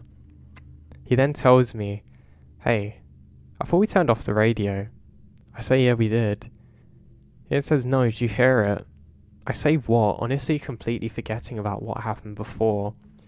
It's a piano sound. I then look at him very confused and I hear it too. It makes me jolt and I actually spill some of my coffee because of it, how hard I've shuddered. There is in fact a piano sound coming from outside which is just like what I've heard before. My friend then tells me that he's never heard this and I explain my story. He then looks concerned and that's where that ended at that time. So everything basically goes on like normal now, and I'm really freaked out by this. But it doesn't stop here. I was on a family vacation where we stayed in a cabin somewhere, and I went out fishing with my brother, and then I hear it again, the piano sound. I say, come on, you've got to hear that, but my brother can't hear it, and I really think that I'm going insane. Then he tells me that he hears it too. We had a truly good search for the source of the sound, but we couldn't find anything. I mean, we were probably out there searching for God knows how long, but we didn't find a thing. Literally nada. Nothing. And it really annoyed me. I say, thank God you heard that. I thought I was going insane. I then tell my brother about how many times I've heard this sound, and he then asks me about where do I work specifically. He then tells me that he's heard that apparently some of it's native land, and that there's supposedly spirits that haunt there, and if you don't bless the area when you go in, or give some kind of offering, then scary things can happen. Apparently people hear their own voice echoed to them calling for help, or speaking complete gibberish out in the woods. He tells me that we should probably leave now, and we do go back to the cabin. I went in the cabin though. I'm just about to fall asleep for the night, and I hear the sounds of maybe hundreds of ping pong balls getting thrown at the side walls. I just think to myself, what on earth is that? And think that it's some of the children there just playing a trick on me, and ended up falling asleep. But oh no, I woke up and asked about it, and nobody seems to know a thing. So I was definitely unhappy now. This was supposed to be a really fun family getaway, but it was turning into most of a nightmare for me. But what can I do? I guess I'm the crazy one. So a couple of years passed by and life moves pretty quickly, and I had my first son. Everything was going really well, and I'm invited to go on a camping trip with one of my friends. I was very excited for this, and unfortunately, my buddy decided to back out just as we were about to start up the thing, but I decided to keep going. We're actually quite far from where I live, or at least where we plan to go together, but it's not an issue. I didn't know the area too well, but everything's as it should be, and I'm gathering wood for my fire. Now I get everything there, and as soon as I light up the fire, there's some kind of strange feeling. It doesn't feel like I'm being followed, it doesn't feel like I'm being chased, but it kind of felt like deja vu, you know? Almost like I was repeating actions which I'd done before. It was very odd. I would have jumped to blame it on the simulation before, but I didn't really believe in that stuff now. So as I get my firewood and start throwing it on the fire, I just feel really uneasy now. It was strange, it was kind of like the feeling of being in a dream or something, and I do feel my fear starting to rise. And it takes me a little while as I start to calm myself down and not panic at anything that's happening, which now is extremely difficult for me to do. I tell myself to just shut up and go for a walk. I've got into the habit of telling myself to shut up sometimes when my mind is racing, and I find that it helps me a lot. So I keep going, and eventually get far enough away that I can just about see my campfire. And I suddenly felt something in my body. It was like an instinct took over, and I turn and start running back towards the camp.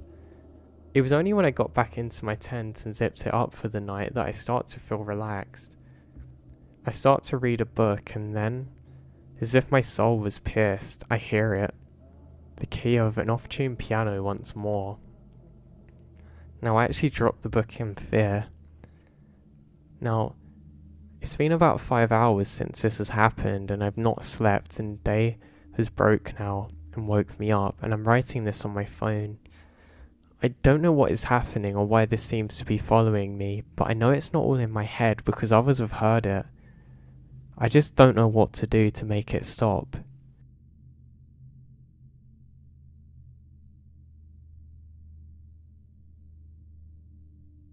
Now my fiance first encountered this thing in 2013. Him and his friends were on a camping trip in the middle of the woods in Maine. Literally middle of nowhere. No houses, really nothing for miles. They had a small fire going, but due to rain, it was hard to keep it going. They kept hearing something trying to creep up on them, but It was a kind of noise that sounded like it was big but on 2 feet. They started throwing rocks in the direction that they heard the footsteps, and suddenly there was a horrifying scream. None of them had actually heard anything like it before. He describes it as though something sounded like a fox but more human. It went crashing through the woods clumsily, but trying to come back almost. They had to fend it off with rocks for most of the night.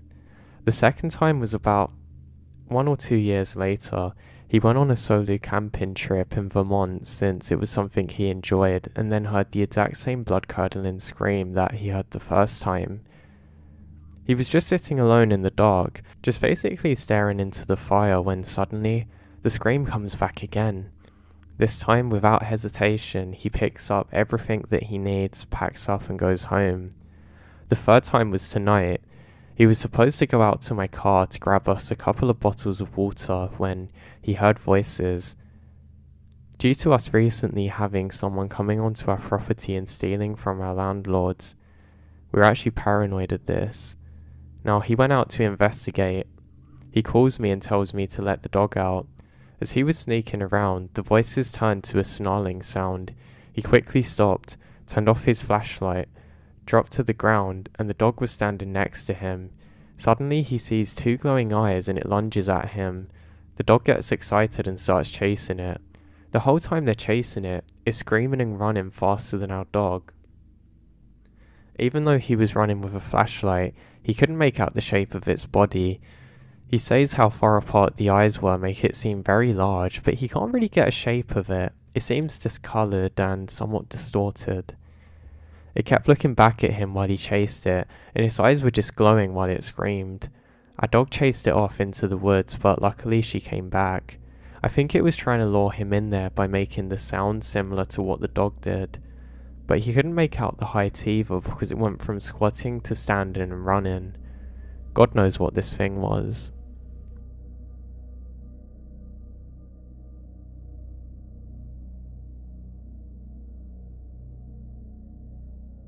I was a child living on a gravel road in southern Ohio in the late 1950s to early 1960s. At times, my grandmother would tell me to get to the front porch, saying they're coming. She'd say, soon, about 30 or so Civil War soldiers in blue would walk by the house in broad daylight, totally physical, actually kicking up rocks and stuff on the road, talking amongst themselves. Some in small groups and some alone, uniforms torn and dirty. They never responded to us. They just walked on, behind our barn and over the hill. This happened many times over the years. Now, I didn't know what to think of it, though later on, I saw a documentary on the Civil War and learned that those soldiers often walked home hundreds of miles. Many didn't survive the walk actually. I always wondered if they were trying to get back home or something.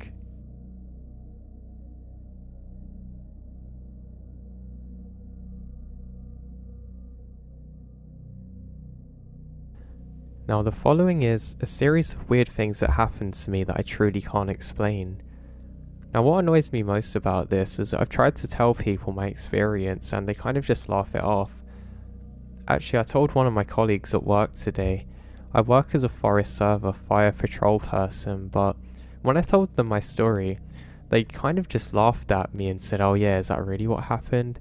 And that really annoys me. And this is supposed to be someone that's quite similar and that I'd actually consider a friend there, and also had weird experiences before, so I just don't get it. People are so eager to hear what you say, but then they're so happy and quick to dismiss everything. I just don't get it. But let's dive into my story and hopefully at least a few of you will understand. Now, emotionally, I wasn't really the same after this. I don't know why. I'm not a spiritual person and I don't really believe in religion much, but this kind of made me think about what else is really out there. Where I live, there can be lots of snow all the time, but I love to go on my little adventures, and there was a forest that was supposedly haunted near where I lived. Now, I'd heard quite a few things about this place, and apparently you'll hear screams in the night. You'll see headless people wandering around, and I guess just the works really. Now, I'd actually been here on 2 occasions before. One was when I drove out with one of my friends, but to be honest, it was just the biggest waste of time. I mean, literally nothing happened. We were driving for a long time to get there, and basically nothing happened, and we just get bored and come back. So I wasn't expecting too much in the second time that I'd been there. Again, nothing had happened, but in more recent times, I'd moved much closer and thought, why not go? Also, there was quite a nice snowfall, so I thought this was pretty cool. I really like going on adventures at night time like this, especially when the elements are involved. For whatever reason, it kind of makes me feel almost like I'm in a movie, especially if I've got my AirPods with me and I just listen to songs, and it really creates a vibe. I always found it empowering, but yeah. So I set out at night, and I walked towards the forest off of the main path, and it's really dark. The stars are looking absolutely beautiful above me, and luckily there's no cars coming, so I just get off and straight into where the forest starts. There was probably about 30 meters of snow or whatnot before it actually starts. Then you've hit by lots of trees. Now I turn my flashlight on, and suddenly I can see really well. I had a really powerful one that was actually adapted for cameras and stuff. I was actually joking with one of my friends, it's like turning on the daytime and there's nothing to be scared of. And I also said that this probably scares away the spirits more than anything. They probably think it's God. I think of these jokes as I can see my breath in front of me from the cold. Now, it's kind of like the snow that's falling quite quickly to the ground, almost like it's kind of sleet, but it's not. It's still snowing. I notice it as I take my first steps into the forest. I have some pretty skinny trees on either side of me when I see something that looks odd. I can see what appears to be a white silhouette to my left when suddenly it vanishes. I'm a little confused by this, but suddenly I realise that it must be my breath from where I've got my scarf and things. I think it's a little odd, and I tell myself just to relax a bit, and I keep walking. The trees are kind of like overarching here, and it actually looks really beautiful. I do notice one odd thing. There seems to be footprints that lead off from the main trail, but they kind of look like hoof shapes. I thought maybe some kind of animal went through here, or God knows what. It couldn't have been horse riding because the branches are actually too low. To give you an idea, they're probably about 8 feet above me or dropping down to 5, so you'd have to duck sometimes. Now these aren't nice branches too. They're the kinds that come snagged on each other, and if you make one loose, it's going to kind of whip you in the face. And I didn't want to lose my eyes. But it wasn't too much of an issue really. So when I set off, I didn't really have a direction or place that I wanted to go to. I heard there was an old church that used to be here, and I thought, you know what, that would be pretty cool if I can find that. Who knows what would happen if I go there on my own. Now at the time, I was certain no other people around because I literally can't hear anything or see anyone. A really good telling sign is the fact that there's no lights. You kind of need lights to see where you're going out here, but I literally couldn't see any. Every so often, I look off into the woods and I don't see anything. I did notice one or two strange sounds, but they didn't happen too frequently. I know that there's lots of animals out here because of my normal line of work, and just I guess from having some good sense about my surroundings, so I didn't let it put me off. I knew I had to be careful of certain animals out here because I guess some could hunt at night, but I was going to be far bigger and they wouldn't dare go to me. The sky almost looks like a beautiful orangey colour above me because of my torch, and I think that's really pretty. I do start to feel the cold a bit now, so decide to pick up the pace. Another interesting thing is there's lots and lots of footprints on this path which have been here earlier. And I think that's a little bit bizarre because usually people don't hum here too often. I'm very used to going out here and there's no one around. So that was interesting. As I'm walking, the snow's now going directly into my face, and it actually made it a bit annoying, to be honest.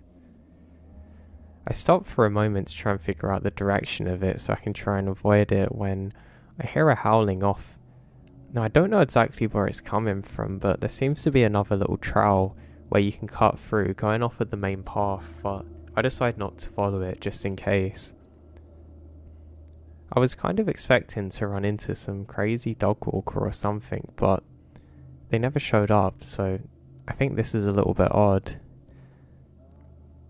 Eventually I come up to one of the trail signs and I can see some of the wildlife that lives here, and I think to myself, well, there's definitely nothing that's going to hunt me, as it's just birds and things like that. But I do wonder what the sound is that I heard. Now, I go a little bit further along, and eventually the snow picks up even more now. It felt a little bit different, and almost like the weather had become more hostile now. Again, I'm not a spiritual person, but it almost started to feel a bit more like the air was different here.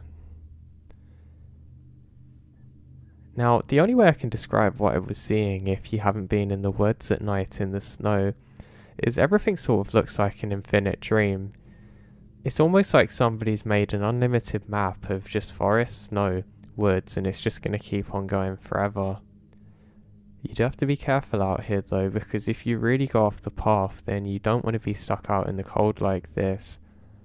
As you can imagine, trying to get a fire going is not easy at the best of times, let alone here. As I'm thinking of this, I hear sounds up above again. I can hear somebody scurrying through the tree line. Well, at least that's what I think it is. And I pause for a second, and I go to switch my flashlight with one that has more of a focus beam. And I kid you not, as this is happening, I can see what appears to be a really small kind of lanky armed person scurrying through the woods. And I take a moment to figure out what this is. I quickly flicker on my other light, which is more powerful, and I don't see anything, so I just put it down to my mind going a little bit loose. I do have to say, I've never seen anything like this, and I think this is really weird. Annoyingly, my eyes didn't adjust well enough in the darkness to actually see this thing, and I have tried telling this part to some other people, but again, they all just say, oh yeah, it's just a rabbit. But I mean, come on, I've seen rabbits, and this thing had lanky arms. I can only describe it as if a person was about 3 feet tall, had a very large torso, and very long skinny arms that dragged the floor. But I don't know where they've gone. I tried looking around for more footprints, but I can't see anything, and this gives me a little bit of adrenaline to pick up the pace. I knew I'd gone out here hoping to find some ghosts and things, but now I wasn't so sure if I actually wanted to find them or not. Now again, I can see a mist form just in front of me, then slowly disappear again. It was a white mist, and it's really like somebody's just breathed in front of me and then vanished. I try and replicate how I was standing a few moments ago and pace backwards and start breathing more heavily to see if it was me, but there's nothing there. Pretty confused at this point, but I decided to just pick up the pace more. Now, I had one other scary experience before from being out in the woods I can think of now, but this was more to do with an animal than anything supernatural. I remember I'd gone somewhere and a big old moose appeared and it was extremely close to me. For whatever reason, it didn't really take notice of me, it just looked at me for a second, but I remember that scared me.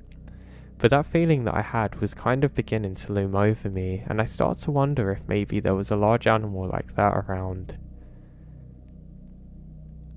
Now this is when I noticed the first strange structure.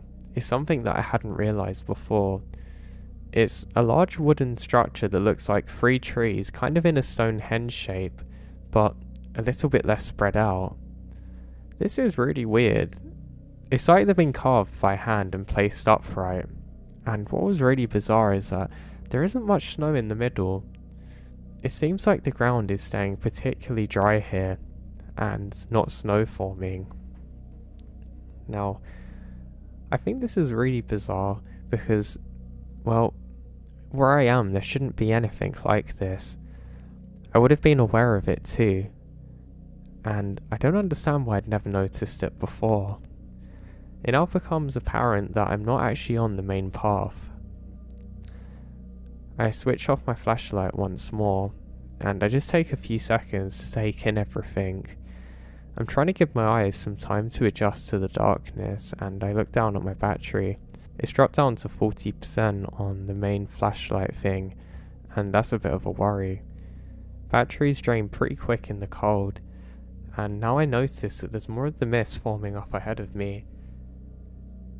I actually take a second just to assess what this actually is, but I can't figure out what it is.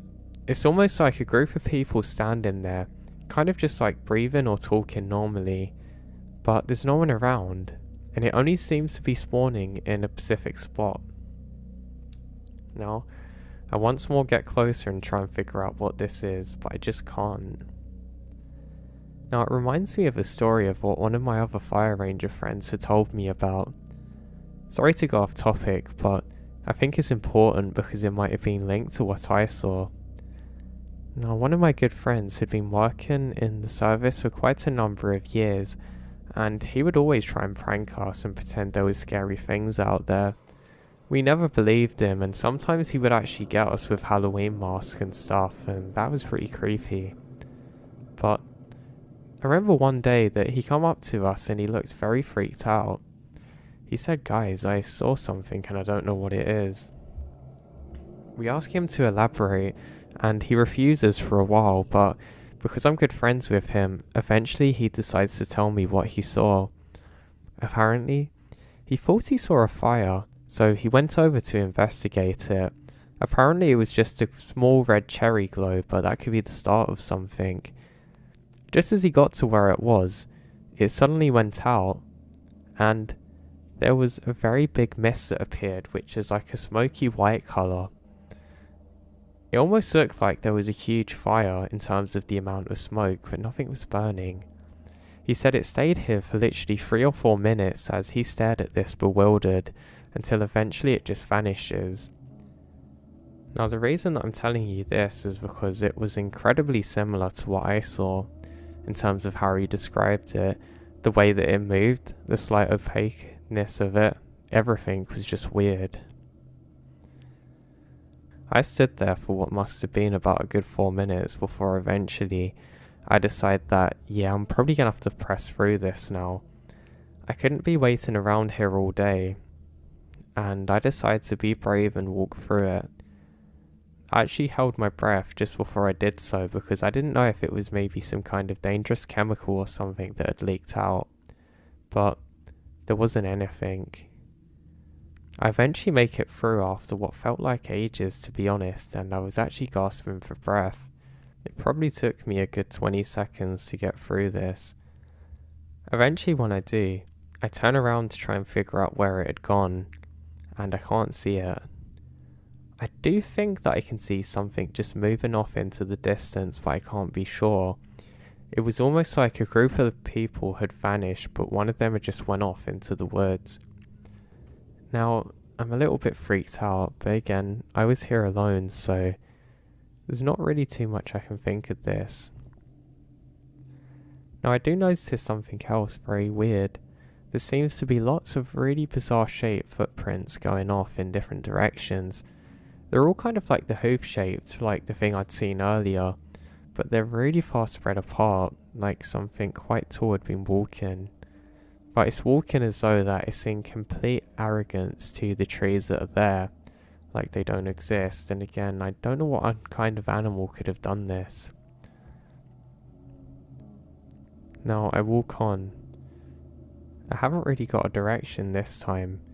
I just know that I need to keep going. I have a feeling that I'm in a bad spot, and that's when I see something. This time I was certain that I was seeing something that was actually there. It was very far away, but I can only describe this as something which is completely black, with these white tusk arm things that was about 4 feet tall that hops around. I only saw this for a couple of seconds and it vanishes, but it's probably the scariest part of the encounter for me. I don't want to describe it as like a demonic thing because again, I'm not spiritual, but I don't really know what this was. It's like a really weird creature that would stand awkwardly and almost like it was just bent out too far and shouldn't be balanced, but it was. I flash on both the lights at the same time searching for it, but again, I don't see anything. I then realise that I'm not too far from a lake that I'm actually familiar with, and that's when I noticed a strange glow coming from the other side of it. Now, it was kind of like a glow of like a power plant would give, I guess, in the horizon. Almost like heat waves of light just emanating out slowly, again in the white colour, but almost having more of an energy to it.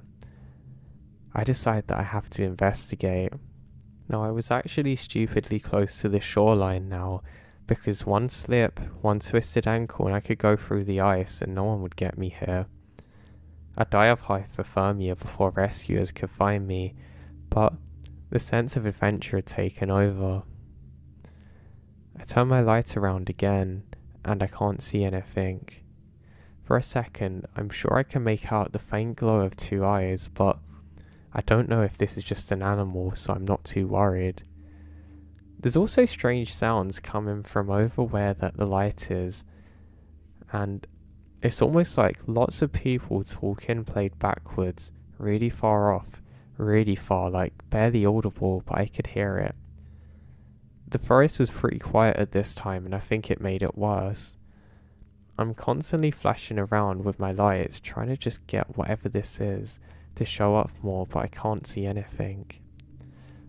Now, I know some people are asking me, why wasn't I more scared of that weird thing I'd seen? And to be honest, I can't tell you that. It was almost like I was drawn into something, and a mixed personality had taken over where I was seeing weird things and they weren't welcoming, but they weren't worrying for whatever reason, like I had to go on further. I decided that I need to keep up my pace now, but I have some pretty good thoughts and I think, well, I don't want to fall in the water and die, so I go off now. At this part, the trees are a lot thicker than before, and that was a bit more reassuring. But that lake, I'm constantly hearing sounds from over where that lake is, and I just cannot for the life of me figure out what they are. I actually can't remember the sounds too well, and I don't know if it was because I was in a bit of a heightened state during the experience, but I just remembered they were weird sounds, like scratching and things like that. Now, I know it could have easily been a group of people on drugs or God knows what, but given the weather conditions, I think that's extremely unlikely. Again, this is something one of my incredible colleagues told me that that's what this could have been, and joking that it was green men and aliens, but I don't understand it, because again, these people are so interested to hear what I was saying, and maybe they're denying it because they're scared of what I'm telling them, or just refuse to believe it, but that annoyed me. And I've always been somebody who has the ability to break down the physics of things. If something has happened, I don't immediately go to the irrational explanation. I think with a scientific mind, but it failed me this day, because I can't come up with much for what was happening to me. Now I continue on as the snow gets a little bit thicker now. I think the reason for this might have been because there weren't as many thin trees blocking out all of the snow to capture it, just quite a few big ones with more space in between, but it did actually make my legs hurt. I noticed my knees are quite cold, so my remedy for this is once again to pick up the pace. I clear some of the snow that's actually settled on me, and I actually feel a bit better now. There's quite a big drop off down to the lake now, and I realise that I'm going uphill. What was weird though is that I haven't been to this area before, and I can't really find it. Even since I've been back to the forest again, I've never been able to find this exact spot. Now, it was like somebody had described the area that I was in to somebody else, and they'd tried to make it but not done it exactly the same, and you kind of know deep down that you're not in exactly the same place, but there's enough familiarity for you to feel confident in the situation. Now, as I get closer to the light that I could see, I realised that this definitely isn't the moonlight, because it was kind of flickering like it had an electrical energy to it, and was kind of flashing around into the clouds a little bit. Not like lightning, but kind of like the northern lights, and that was what I find really bizarre. Just the whole energy of whatever this was is like nothing that I've ever seen before. A little bit scared now, I start to slowly pan around trying to see anything, but I can't find a thing. Every so often I hear sounds of movement behind me, but I can't be sure what this is. I decide that I just need to keep it moving, and that was one of the things that made me feel more safe in this situation now. I eventually come up onto the bend and I start approaching towards where the light is directly now. Now again, I'm not too scared or shy of adventures, so I have to keep pressing forward one step at a time. I do notice something odd, and that's that there aren't any steps up here. I know people might not have gone here in the daytime, but it does seem weird because there was just so many earlier that I'd seen pretty much everywhere. The snow had actually slowed down a little bit and it wasn't as abrasive on my face, and this was quite nice. My nose and toes always seem to suffer, especially in the cold, along with my hands. I think I have a problem where they don't have very good blood, or they just seem to switch off in the cold, but it made the going a little bit tough and less comfortable. Now, had I found the ghost that I was looking for? Not just yet. So I decide that I need to go towards the light, but again, the way that the light is kind of bouncing off the clouds, almost like it's the northern lights, was just really strange. I was incredibly drawn into this, almost like I was looking at a hypnotist's watch. It was incredibly beautiful, but just really weird. I didn't know if it was related to an electrical storm, but it wouldn't really make sense for me. I have seen something bizarre while working on the service, so again, a little bit similar to this. I remembered one time that I was working. I was actually in the station and I just made myself a coffee. I went to step outside and had a look around at the sky at night just because it's so beautiful, and I do notice something odd. There's almost like a large blue electrical ball of light in the sky. It's opaque and not really visible, and it only lasted for a few seconds, but it's like nothing I've ever seen before. A few of my colleagues had actually reported seeing it as well while on duty at the exact same time that I did, and this kind of had the same characteristics, but it wasn't identical. But I want to find out what this is, and I wasn't as scared as I was before. Now, the closer I get, there's something else I notice which is pretty bizarre, and that's that the sky seems to be kind of imitating this very loosely. It's almost like somebody turned on a pulse of electricity through the clouds above me. It's almost like the northern lights are above the whole sky now, but extremely faint, but the same colour as the clouds, so again, it's almost like they were pulsating a bit. I did get scared because there's the eye condition that someone in my family has, which is actually a little bit similar to this, but I've been tested for it multiple times since and after this event, and it's always come up clear. But in the moment, I was pretty scared because I really worry about having issues with my vision. Now, luckily it turned out it wasn't my eyes, and I quickly did some tests by looking at the ground and things that weren't moving to realise that nothing was off. But why was the sky moving? I wasn't so sure what was happening, but I wasn't that far away now from where I needed to be. That's when I noticed another wooden structure. It's similar to what I've seen before, but it kind of formed more of a hexagon type of shape. Every so often I would see these on either sides of the trail, and they seemed to be increasing in frequency as I got closer to the light. I only saw about 3 more of them, but again, never seen it since. I stop for a moment, and I can see my breath on my light as I take my mask down just to try and get a better feel of what was happening. I shine the torch around, but again, I don't see much of anything. Don't know what I was expecting to see.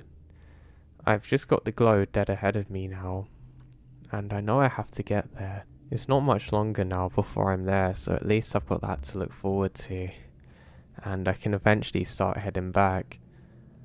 I'm not sure how far I'd actually come at this point, but I've probably been walking for about a good 50 or 60 minutes.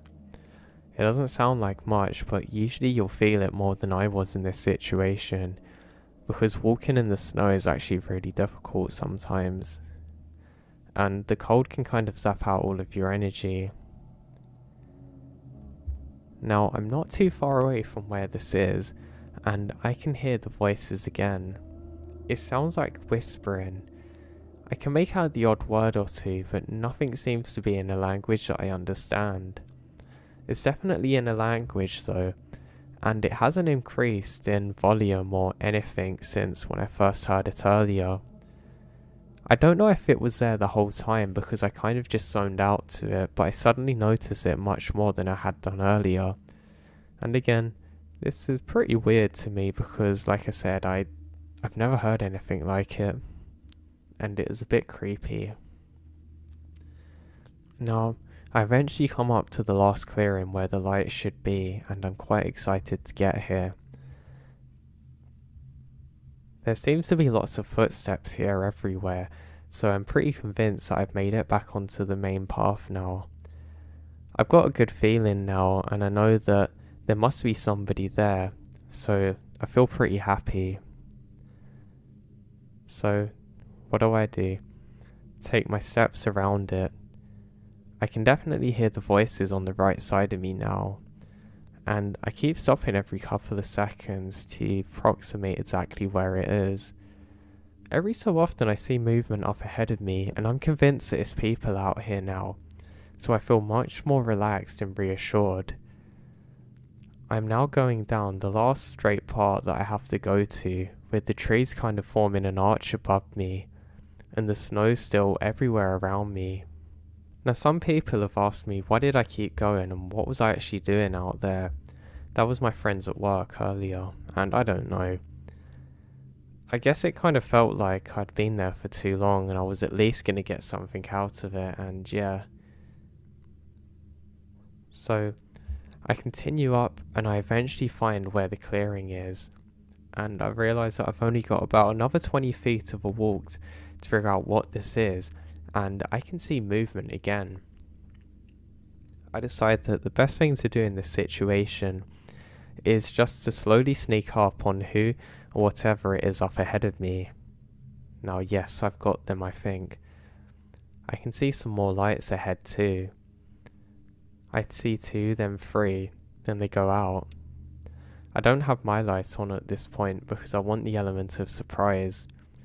The snow is coming against me, but not directly in my face, so this is pretty pleasant.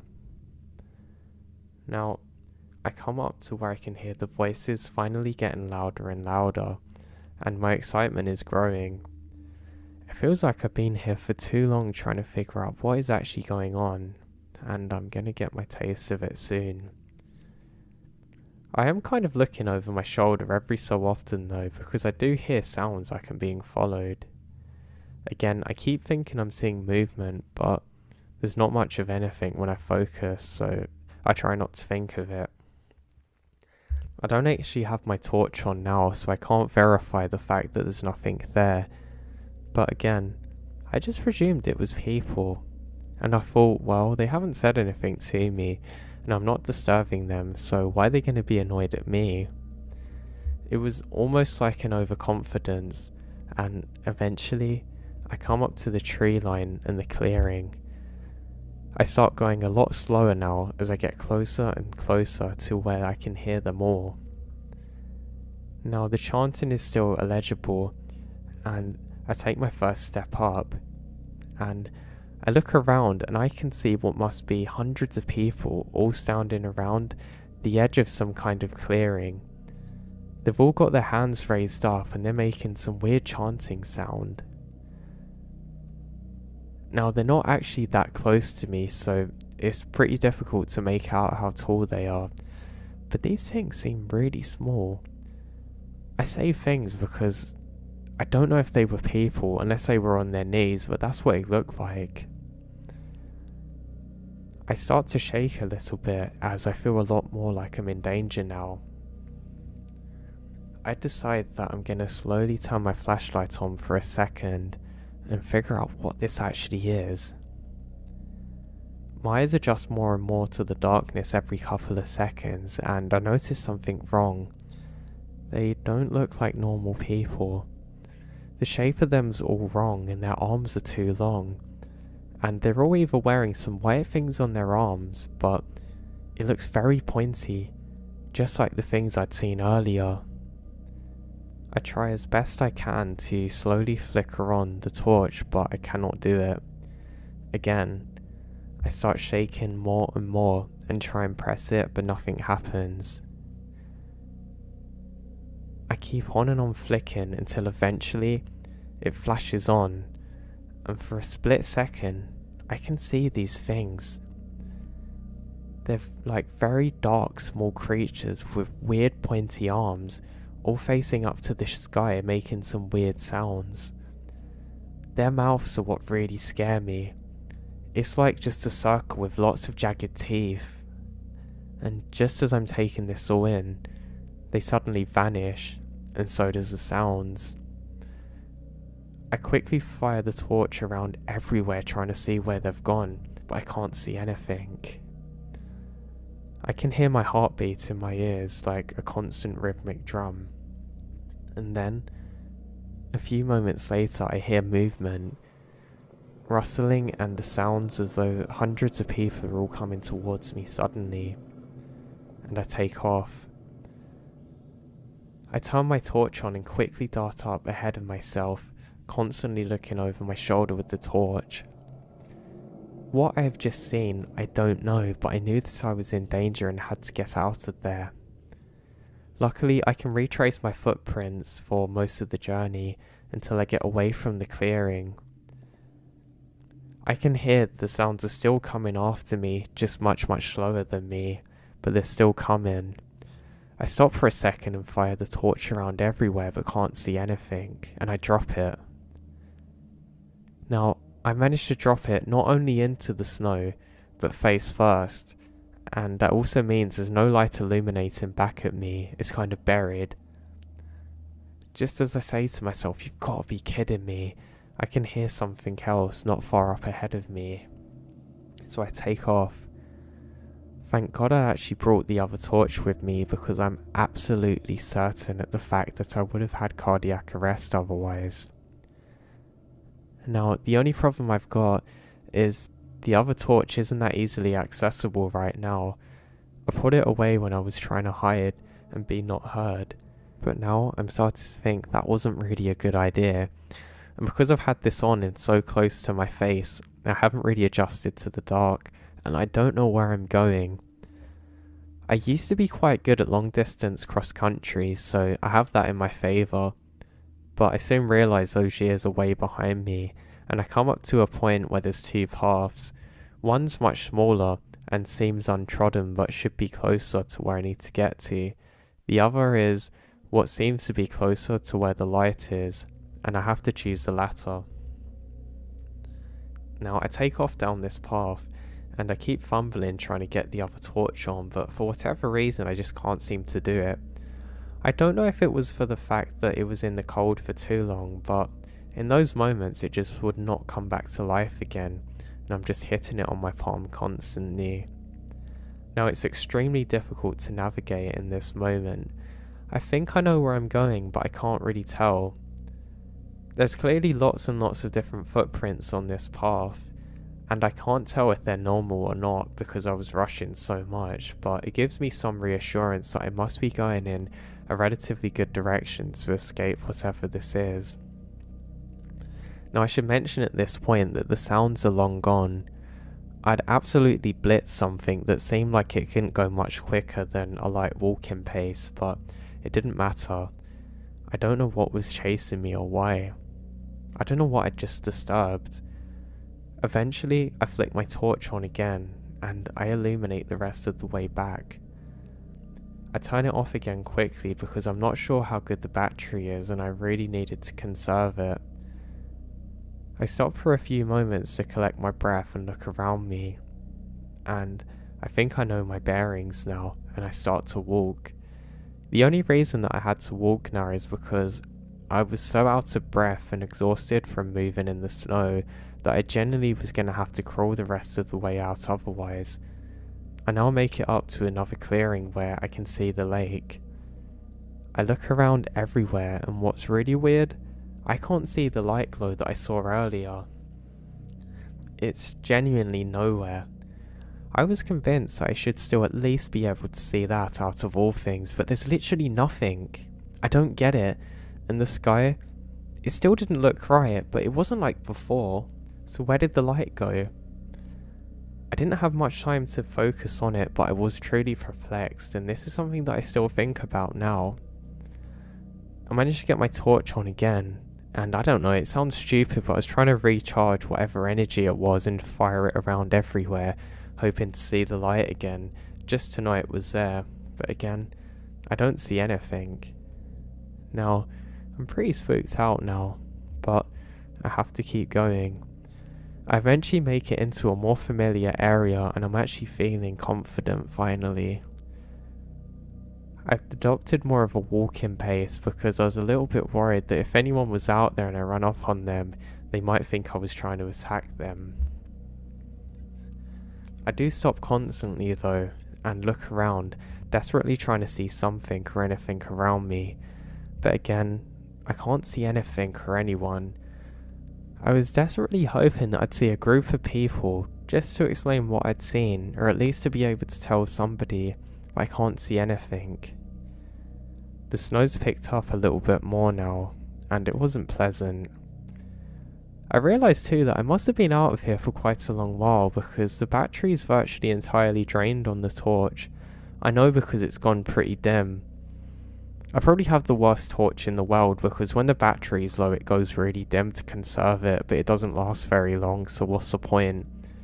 The other light that I have is far superior, but that's long gone. I decide to leave it for whatever's out there to enjoy it. I know I'm never seeing that thing again. I'm someone who usually hates losing things too, but I was so scared I didn't even think about trying to recover it. Now, the trees are getting thinner and thinner, and that gives me a pretty good idea that I'm not too far away from where I need to be now. I can't be 100% certain that I'm back to safety, but this is a pretty good indicator of it being the case. Now, I continue this walking pace, and I'm constantly looking behind myself. Now, momentarily, I start shaking again and don't know why. Then suddenly, I realise I hear something making a screeching sound. It's kind of at a medium volume, but it sounds like it's coming from exactly behind where I was. I'm not so worried now because with a few steps, I'm eventually back to where the forest ends, and I'm not too far from safety.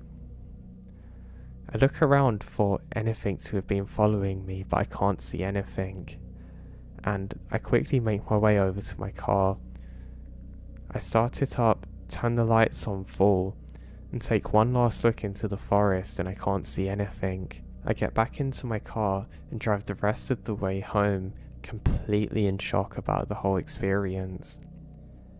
Now, I really don't know what happened to me that day, and I truly don't like sharing my story with colleagues at work because they don't really listen to me, but I know what I saw, and I don't know what it was. It could have been spiritual, it could have been anything, but I sure as hell don't have a clue what that was, and that scares me.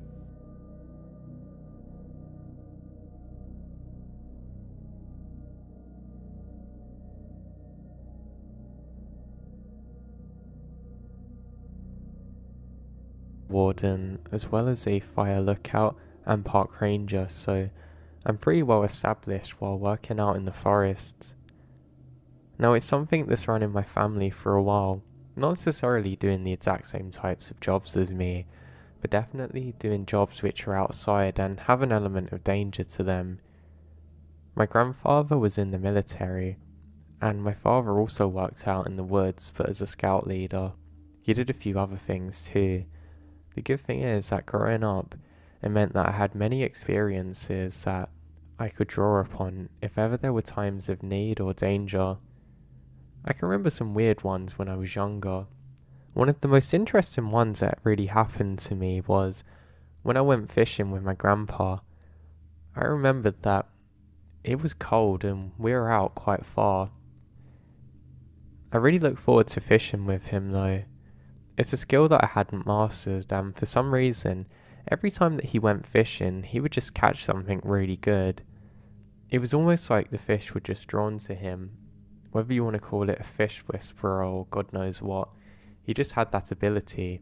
I even saw him catch some with his bare hands once. I always joked that he was kind of like a bear. You know how they could just pluck out salmon from the water? It was just like that.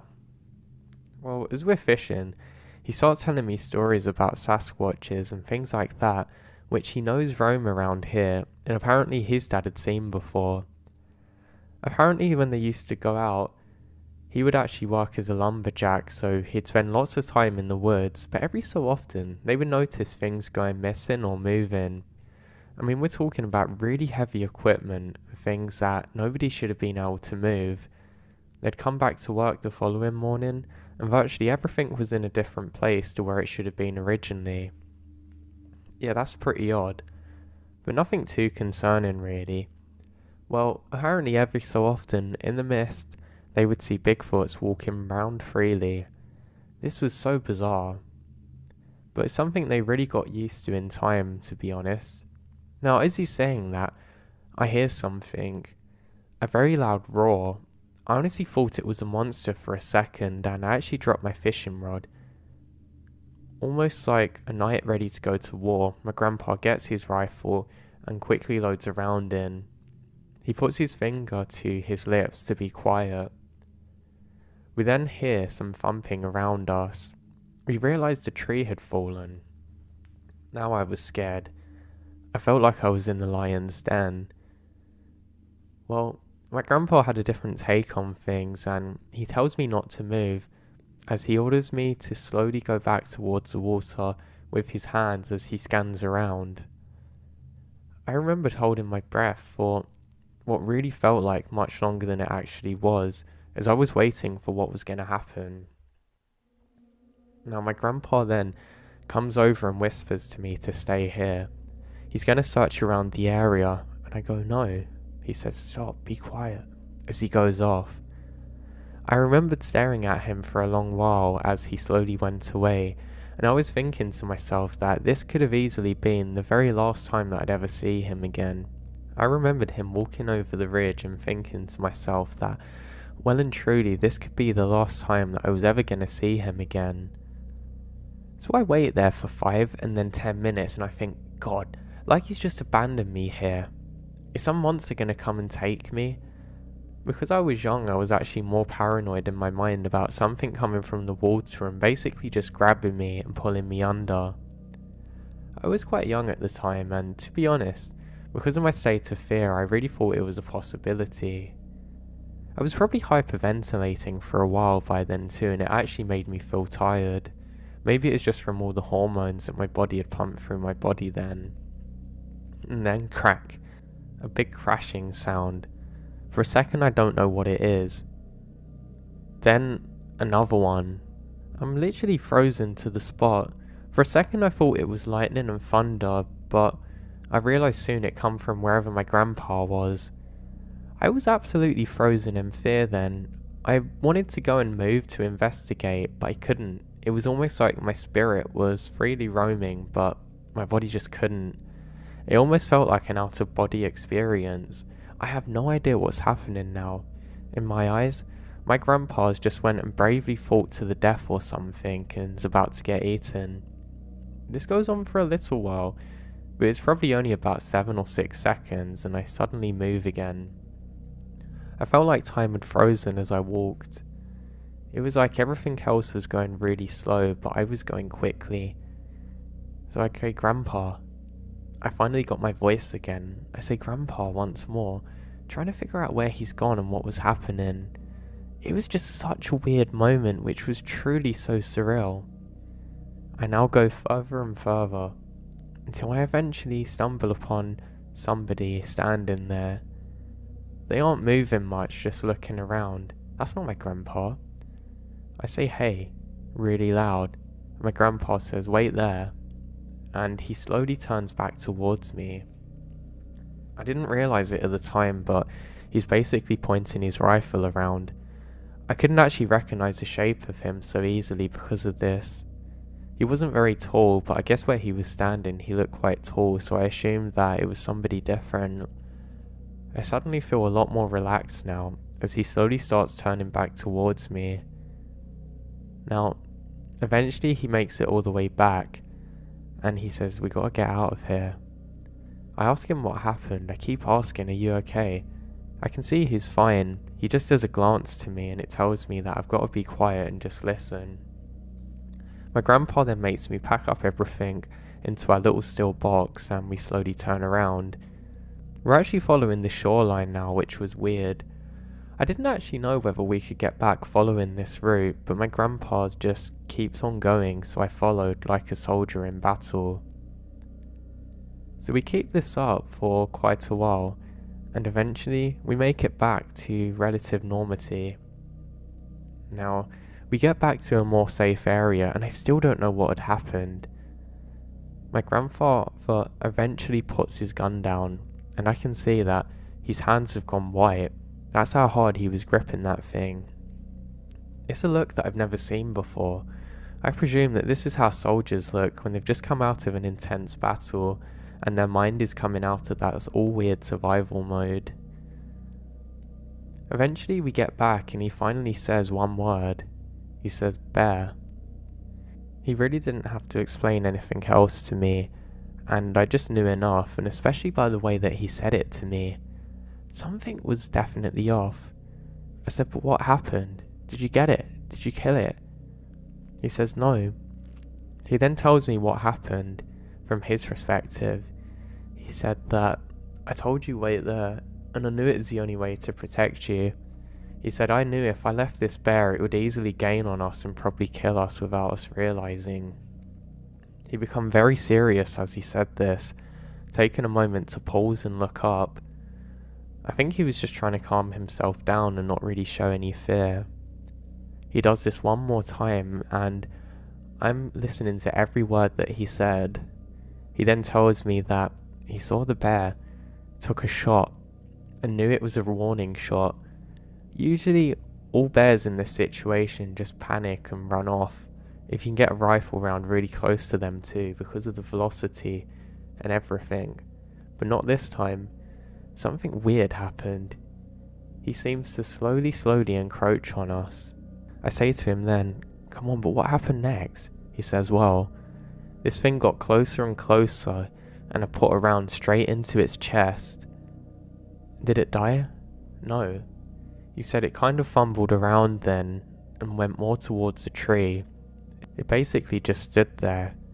And then, after a while, my grandpa thought that he'd maybe even missed as it starts to slowly go towards him again.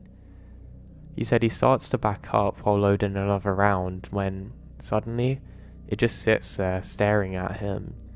He said those moments were the most intense of his life to me. Apparently then, he eventually slowly went back to me, scared that there might be more as he heard more sounds.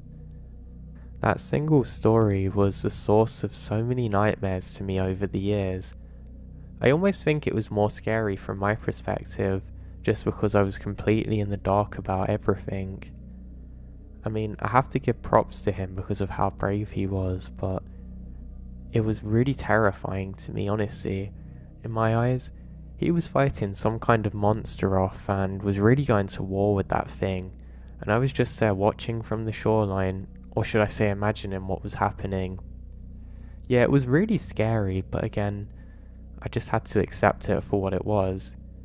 So as you can imagine, my grandpa was quite a cool and tough guy. I mean, he didn't look that intimidating at all, but if ever things got real, he was the one that would know exactly how to handle it and stay completely calm in the situation, which was great. So now, Fast forward a few years to something that happened with all of us. Well, we were all driving, and this was when that I just got on the park ranger job, and they were all very proud of me. We were going to go on a small trip to go out into a small area of land that my family owned where there was quite a nice house. We'd actually basically started renting it out after a little while, but eventually ended up selling it because every so often a weird black car would seem to pull up and just linger around for a while, then drive off. We never figured out exactly who it was too, but it was definitely weird to be there. So now, we're all driving, and we're all taking it in turns. Though my grandpa was old by that point, he was a very good driver. He actually did it in the military for a while too. Now, eventually we get closer and it's my turn to drive. I drop off my dad and grandpa, who are both quite tired and want to sleep, and I say that, well, I'm going to go to the shops now and get some things, and I'll be back soon. So I head off, and that's what I start to do. Now, as I'm driving back, I remembered having a strange feeling, like my core suddenly went very cold. It's a weird feeling, and again, one that I've not experienced too often. Even looking back now, I really think it's the only time that I had that feeling. It was strange. It was almost like the car that I was in suddenly become very cold. I even looked down a few times, doubting myself as to what the actual temperature was, because it felt freezing, honestly. But every time I had a look, everything was fine and basically as it should be.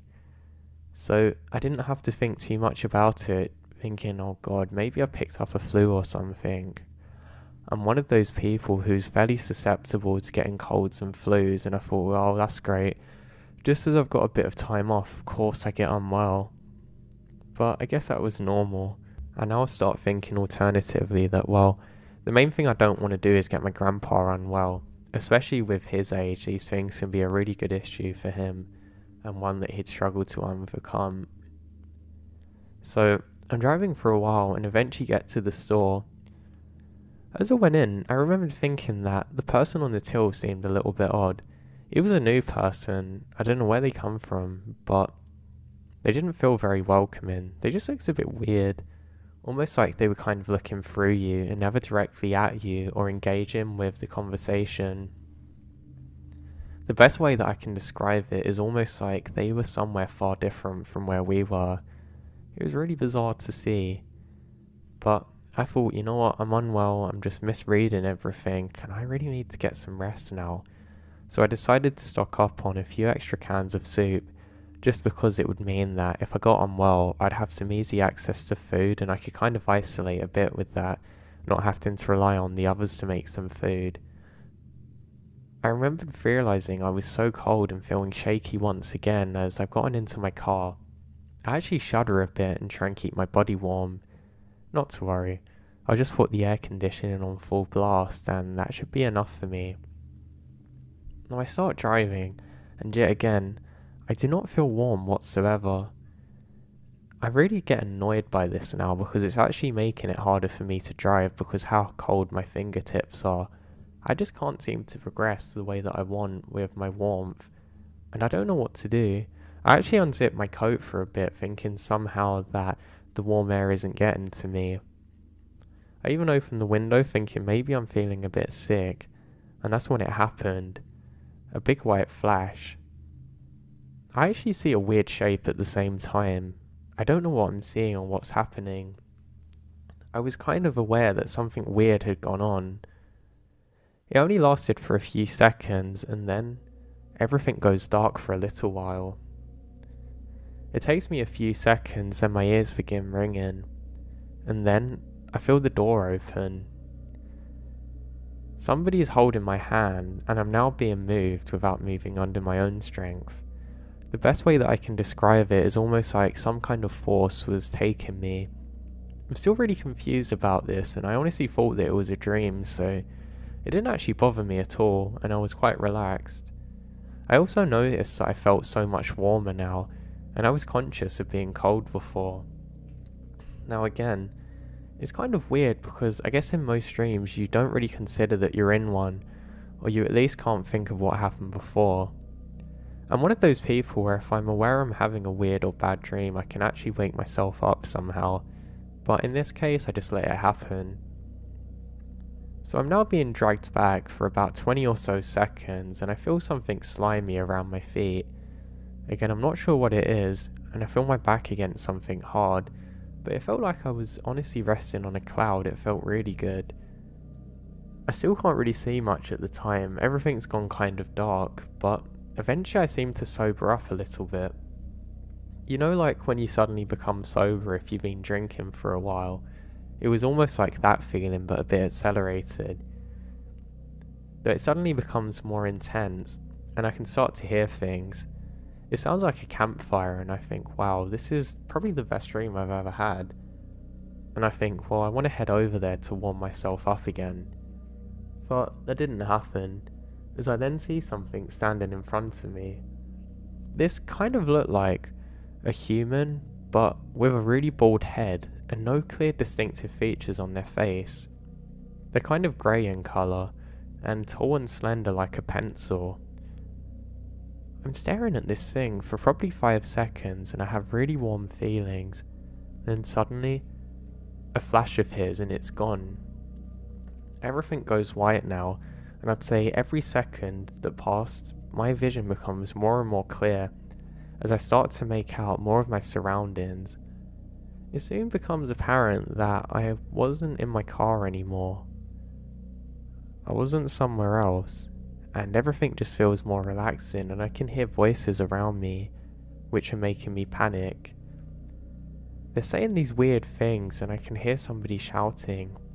And then, I come round a bit more. It's almost like somebody put a big filter onto my vision, and I can only really see in tones of white until eventually colour reappears. I then see some blurry figures moving around.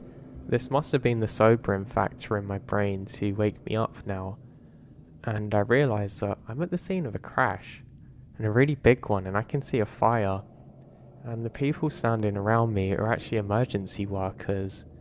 A few seconds later, boom, a big explosion sound, and my vision goes again for a second. I now fully wake up after about another 10 seconds, and I can see that something bad has happened.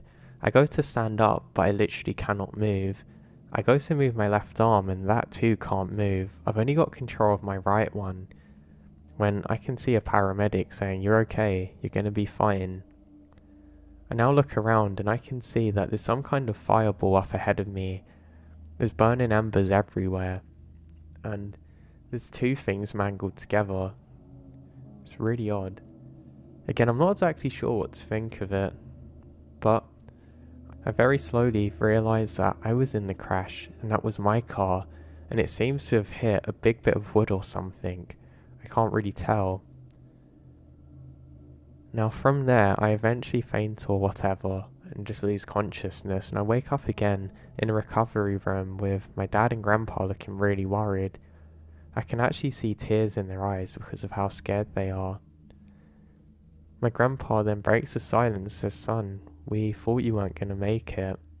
They then fill me in and say that my car seems to have gone awry and somehow crashed into part of a tree that wasn't meant to be in the road. Somebody had either put it there or it fell there, or it was some kind of natural or man-made barrier. Apparently, and nobody can explain this, I was dragged away to safety by something. I wasn't able to move on my own, but something took me out of the car and placed me safely towards a tree, away from the fire. Now, I'm not someone who really believes in guardian angels or anything like that, but honestly, I don't know exactly what happened that day. Maybe I'd somehow done it under my own strength. I actually said this, but even the doctors disputed the possibility of this, so I know for certain that wasn't the case. So that leaves me with my question, what on earth saved me that day? I'd spent a while actually living off the grid. Not like I was doing it permanently, but it was at a time in between my college and when I really wanted to get away from a lot of things. Just, when you can't really think further than the day or week ahead, and there was always an assignment, always an exam or some other cruddy thing that I had to work on that I didn't want to. So this was rather infuriating for me, and it felt like I was never getting ahead on anything. It's like it was one issue after another. So I had a friend who was also really into camping and going outdoors, so I knew it'd be great for us to go off together and spend a bit of time out there. He wasn't studying like I was, but he had a few jobs that he wasn't particularly fond of. You know, when you're in crossroads, it was one of those moments for him too. The good thing is about this guy is we'd known each other for quite a number of years, and he was quite similar to me. We'd actually go down to bars and drink just to let off steam in the months leading up to this, and it was clear that both of us really needed to just get away from everything and just have a nice reset, so that's what we did. So our plan was to spend a couple of months pretty much living off and on the grid. I mean, basically you'd go back when you needed supplies and stuff like that, but it was very exciting for both of us. We'd never really spent that long out there before, so this was cool. So we've got our supplies together and we're a couple weeks into this.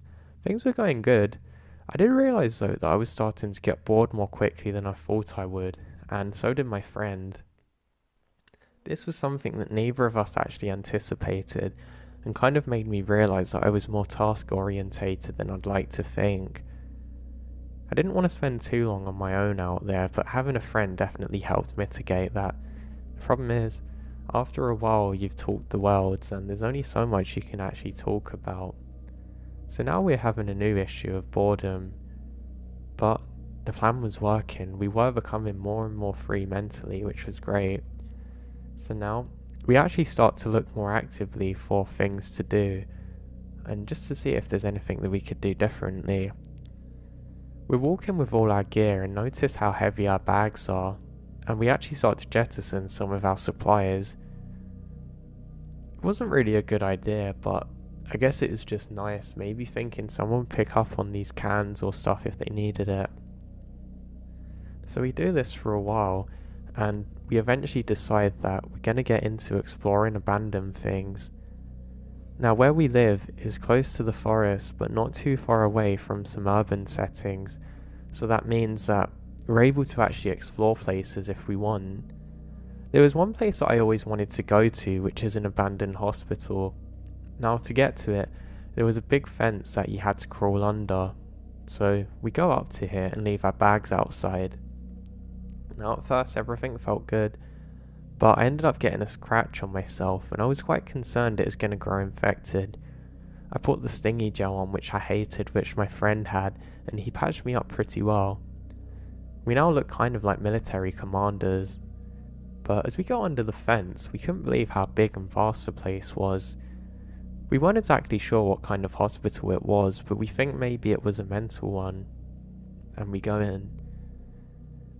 Now, these things are absolutely massive and it's very easy to get lost, so because of that, we decided to not lose each other or get too far out of sight.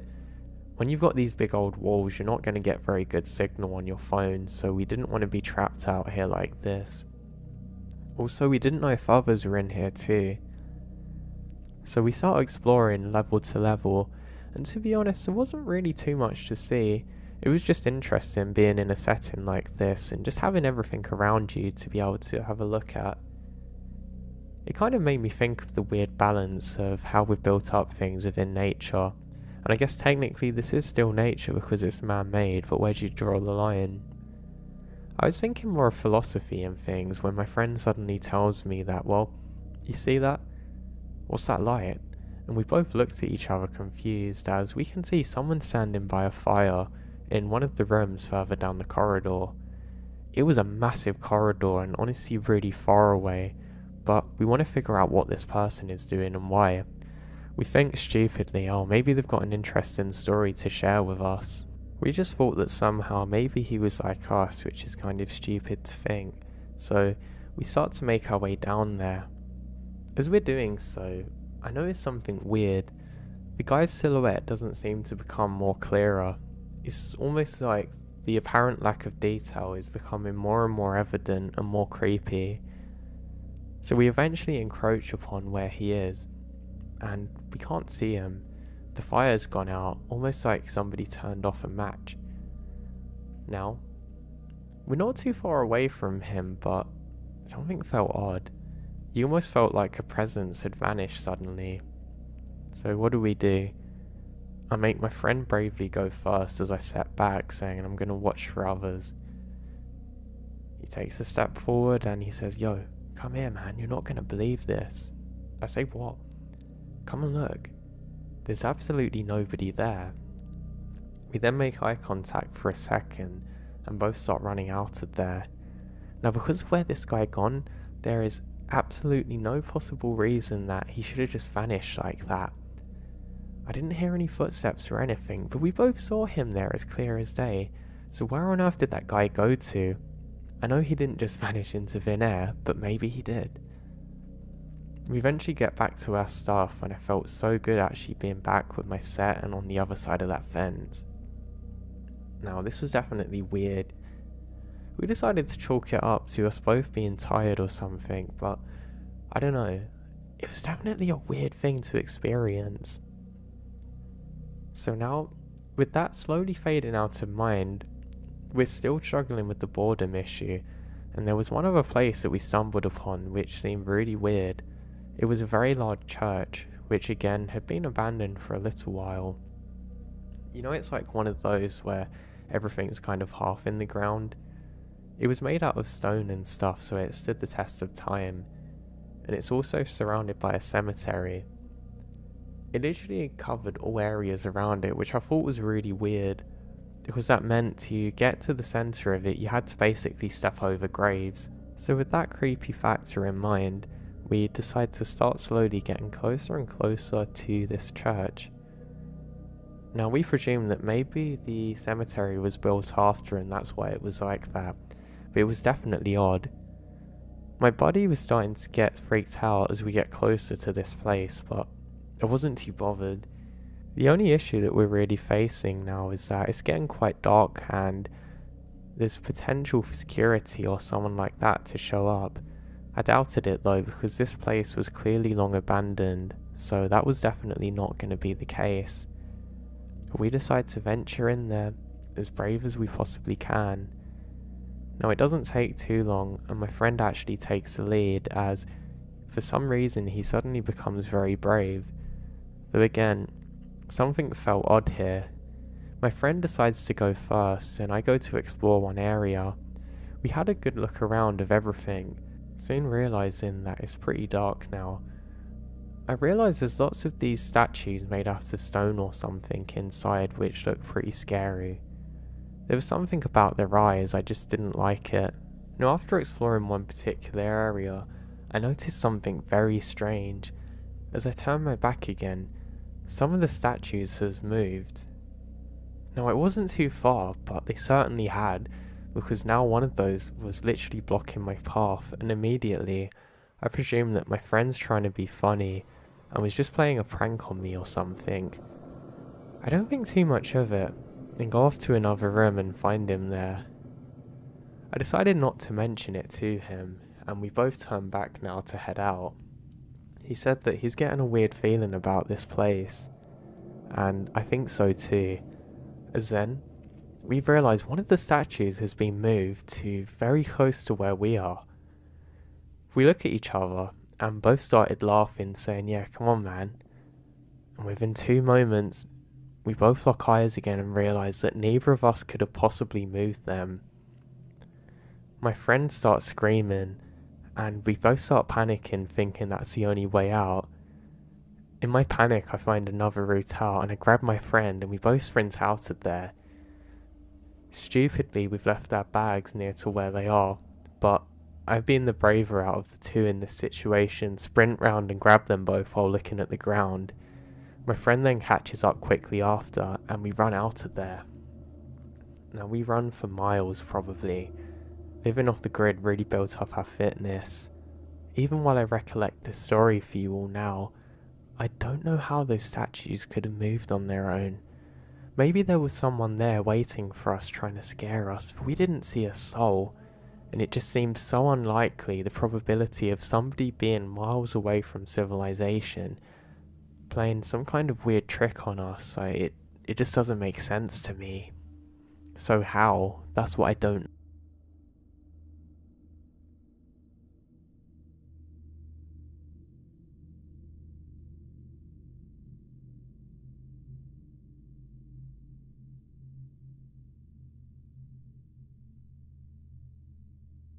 I'm a park ranger, and I'd like to share my story with you all today. More in the sense that I want to get some opinions on exactly what happened to me. I mean, I have my own view, but I guess in my line of duty I probably think differently about threats and dangers, so I really want the outside perspective. I haven't really spoke to too many of my friends about these things because, well, even where I work, I guess like rumours spread really easily and things. I mean, it wasn't the other day that I told people at my job that I was going to be leaving soon, and obviously I didn't give them permission to tell everybody else, but what happened? When I go back, I get complete random people that I barely even speak to saying, "Oh, you're leaving soon?" Yeah, I don't know, it's something that's always annoyed me. I just really don't like it or appreciate it.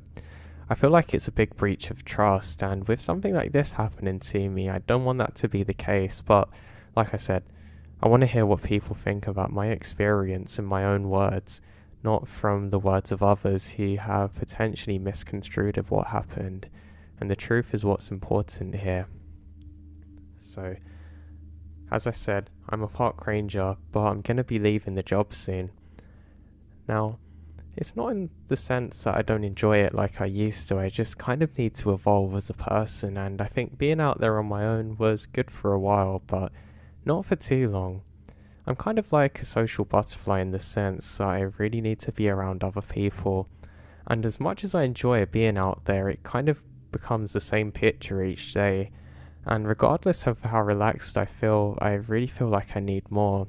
And I'm probably too young to have this kind of job in some regards, but not in others. So, I was stationed somewhere that we have a beautiful lake. Now, this lake is absolutely gorgeous. It's one of the most blue ones that you'll ever see. I can't remember exactly why it was so blue, but it was a really beautiful thing. Now, on the day in particular that this event happened, everything was going like normal. I was doing a number of my duties, and, well, in my country, one of those duties is to pick up rubbish that people leave behind and litter and things, however you guys say it. I didn't really have an issue with this, it just annoyed me because sometimes in the sun it would make our bags melt a bit, and I guess you can imagine how bad that actually smelled. It wasn't a nice thing. But again, someone had to do it, and often it was us. Now, I started picking up some litter which is on the trowel, and this actually annoyed me. I think, why on earth do people want to trash this place? I mean, literally, that's all they're doing. But I have my little grabber thing, and I'm putting everything inside the bag. So, to be honest, I'm actually enjoying the time more than I expected to at this point. The trees are given a really nice shade now, so there was no need for me to rush trying to get out of the sun. I have a camel pack, so I'm just constantly drinking from this on my journey. Now the bag gets pretty full, but I kind of had like a holster thing I could hook it onto, so it would kind of hang off the side of me if I use that stick, if that makes sense. But it wasn't too heavy, it was manageable really. Now while I'm doing this, I do notice something strange. There seems to be some kind of diving suit. Well, at least that's how it appears to me. It's probably like, I don't know if you've seen one of the Batmans with Penguin, but the old one. You know the cat lady, the thing she wore in that? It was more similar to that, but obviously had been in the water at some point. Now, I stop for a moment and think to myself, well, we do get some people that go swimming here, but you wouldn't really want to wear this for that job. And I think this is pretty bizarre. Now, I've prod around a little bit, and I'm worried that maybe it's something weird that shouldn't be here. I gather my thoughts for a moment and realise that it's probably best if I just continue on my way. I'm gonna have to come back for it another time. This is quite annoying really, because I have to go all the way back and get another one of those smelly bags to take this thing. I did try and lift it off originally with my grabber thing, but it was far too heavy and I don't want that dripping on me while I'm walking. It will not be a fun time. But I'm prepared for this and I continue on my trail. I get to a point where I decide that now's a good time to get some food in me and stop for a little bit. I'm eating some of my sandwiches and I've got some peanuts with me when I notice something drifting off in the lake. It's really bizarre. It kind of looks like some kind of boat, but it's definitely not a canoe. It's slightly bigger than that. But it seems to just vanish suddenly. It's almost like it sunk down into the water, and I get a little suspicious of this. Now, bearing in mind that I'm actually seeing this through some trees and I'm not 100% convinced myself that what I'm seeing is actually real or not. I also had my cool shades on, so that probably made it a lot harder. I take them off though, and I still can't see much of anything. I don't really have the best of eyes, to be honest, and annoyingly I left my glasses back at our old station office, whatever you call it. So I stand there observing, and I don't see anything initially. I note this is odd, and I think, well, got some more trash to pick up, and I continue on my way. Now, one thing I'd like to note is that I didn't see anybody else during this time, which is a pretty bizarre thing because, well, usually you see a couple of people around, but today, it was like one of those western ghost towns of today, where nobody's there but people were once. So, I decided that I should probably get heading back now, but not before I take in a beautiful look at this lake. I think this is really nice here, and to actually take off my boots and take my socks off and put my feet in the water. I found it was a nice way to cool down, and that with the sun on your face is really a nice thing. And as I'm doing so, I hear something in the water. Now again, it sounds like somebody's thrown something, or there's a boat that's just come ashore. I look around, half expecting to see somebody dragging things up, but I can't see anyone or anything. I presume that maybe it's a fish, but I don't think the fish here are that big, and that's not how they would normally act. I decide instead that it's high time just to get back.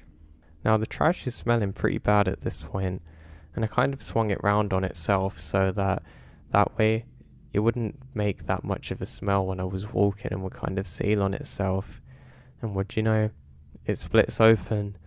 So now I have to spend a while trying to put things on it again and getting it back to normal and kind of making the bag smaller and the smell stronger. As I'm doing this, I noticed some more trash up ahead of me, which is strange because I was sure I cleared the path perfectly. I now know that people probably come past here recently, and I go to pick it up. It looks like some kind of note, but I don't bother actually looking at it and just put it straight in the bag. I continue on my walk now, and eventually I get back, throw that nasty stuff away, and actually have a shower there. I know that's kind of like ironic to some people listening because obviously I still have to go back for the wetsuit thing, but I just don't want to smell bad, and I'm quite germophobic. I think that's how you say it, but I don't know, I just don't like germs at all, and I was starting to smell a bit where the bag had opened on myself. But not to worry. I have my nice shower and I get a big thick bag now. I make some notes of what I'm doing in the day because where I work we have to log everything that we're doing. It's just like a general process, but it's important for security reasons. So I say goodbye to the dirty clothes and step out in the new ones with the new bag and everything ready. Now there was some cloud cover, so it is a little bit darker. And it also meant I didn't need my sunglasses, and I could in fact wear my normal glasses, which I was happier doing so. Now I'm able to see a lot more clear this time, and it probably would have been a good idea to bring them before, but that's in hindsight. So I start making my way again, and I realise that there's more and more trash. I keep on putting them in the bags again, and I think this is a little odd. And it's also annoyed me because obviously I've probably left the trail with this stuff and not realised it, so now I'm doubling up on my job. The other issue I have is that there's more important things for me to do later in the day. I actually have to install a sign somewhere later on, and I'm not looking forward to it because that thing's heavy. So I just continue on and eventually make it up to where that wetsuit thing is. Now, that's the thing. I say where it is because I can't find it. I can find the silhouette where obviously it was in the water before and left a water print, but there's no wetsuit to be found. I look around everywhere and I really can't seem to find it. I think maybe it's drifted in again, and what do I see? Just floating off on the shoreline. I can see it, probably about a mile away or something, and it's on the other embankment. This is no issue for me though, my friend, because I have to go over there with that sign, so I'm not too bothered. I just think it's odd because it shouldn't have been able to slip down because it was actually on some high ground, but not the kind something could roll off of, so I think this is bizarre, but again, I think maybe I'm having a bad day and I'm going a bit senile, or I don't know. So I just pick up more and more trash, and that's when I notice something odd. It all seems to be paper with things scrawled onto it, and I think, well, someone must have done some weird art project, or it was some young kid that was doing drawings and their parents didn't want to take it home. Okay, but that doesn't explain why it wasn't there earlier. So I quickly retraced my steps and ended up finishing the trash rounds. Ah yes, my favourite part of being a ranger that I missed so much, and what was actually an addition to what I was doing originally, but we'll talk about that another time. Now, I start walking back and I have a strange feeling. It's almost like there was somebody else there with me, but of course there's no one around. It actually isn't uncommon to have this feeling and sense, and I don't know. I'm not going to say that I'm someone that picks up on these things well, but it's just a feeling I'd noticed a few times before in this line of work. You're taught actually to listen to it and not ignore it because it might be a sign of, I don't know, somebody in danger. But I checked the log and there's no such reports, so I know that there's definitely nothing wrong. So I just kind of shake it off and get back. Now I'm a bit more annoyed because I have to bring this heavy signpost, but that's fine. At least I'm actually going to get that thing that I saw earlier. I decide once again not to log it though, because I'm going to have a long day at this point. So I start my trek. I have to walk quite a number of miles to get through to the other side of the lake, and as I'm walking I notice something. There's two people in a canoe, but I can't really make out much about them. They're kind of in the shadow side of a cloud, if you know what I mean, so I can't really see any details in particular. But they're not supposed to be here. I know that much for absolute certain, and I wave at them and call out. What was a little creepy is they both stop and seem to stare at me. And it could be my eyes playing tricks on me, but it almost looks like one of them's wearing a kind of plague doctor outfit. It's not exactly the same as like the European ones that we had, but it's not far off, and I think this is really weird. Again, I haven't got the best of eyes, and stupidly I don't have binoculars with me, so I can't get a closer look. But I decide that I should meet them on the other side because I think maybe they're the ones who have the wetsuit, and I have a few questions for them. So I start walking now. Every so often I can make them out for a little bit, but then they dart in between trees.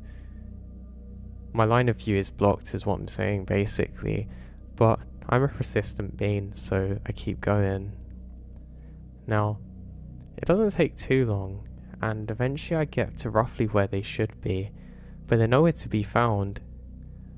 I don't know if you guys have seen Pirates of the Caribbean, but it's almost like when the boat just sunk into the water of that weird guy with the tentacles, but they've just vanished now.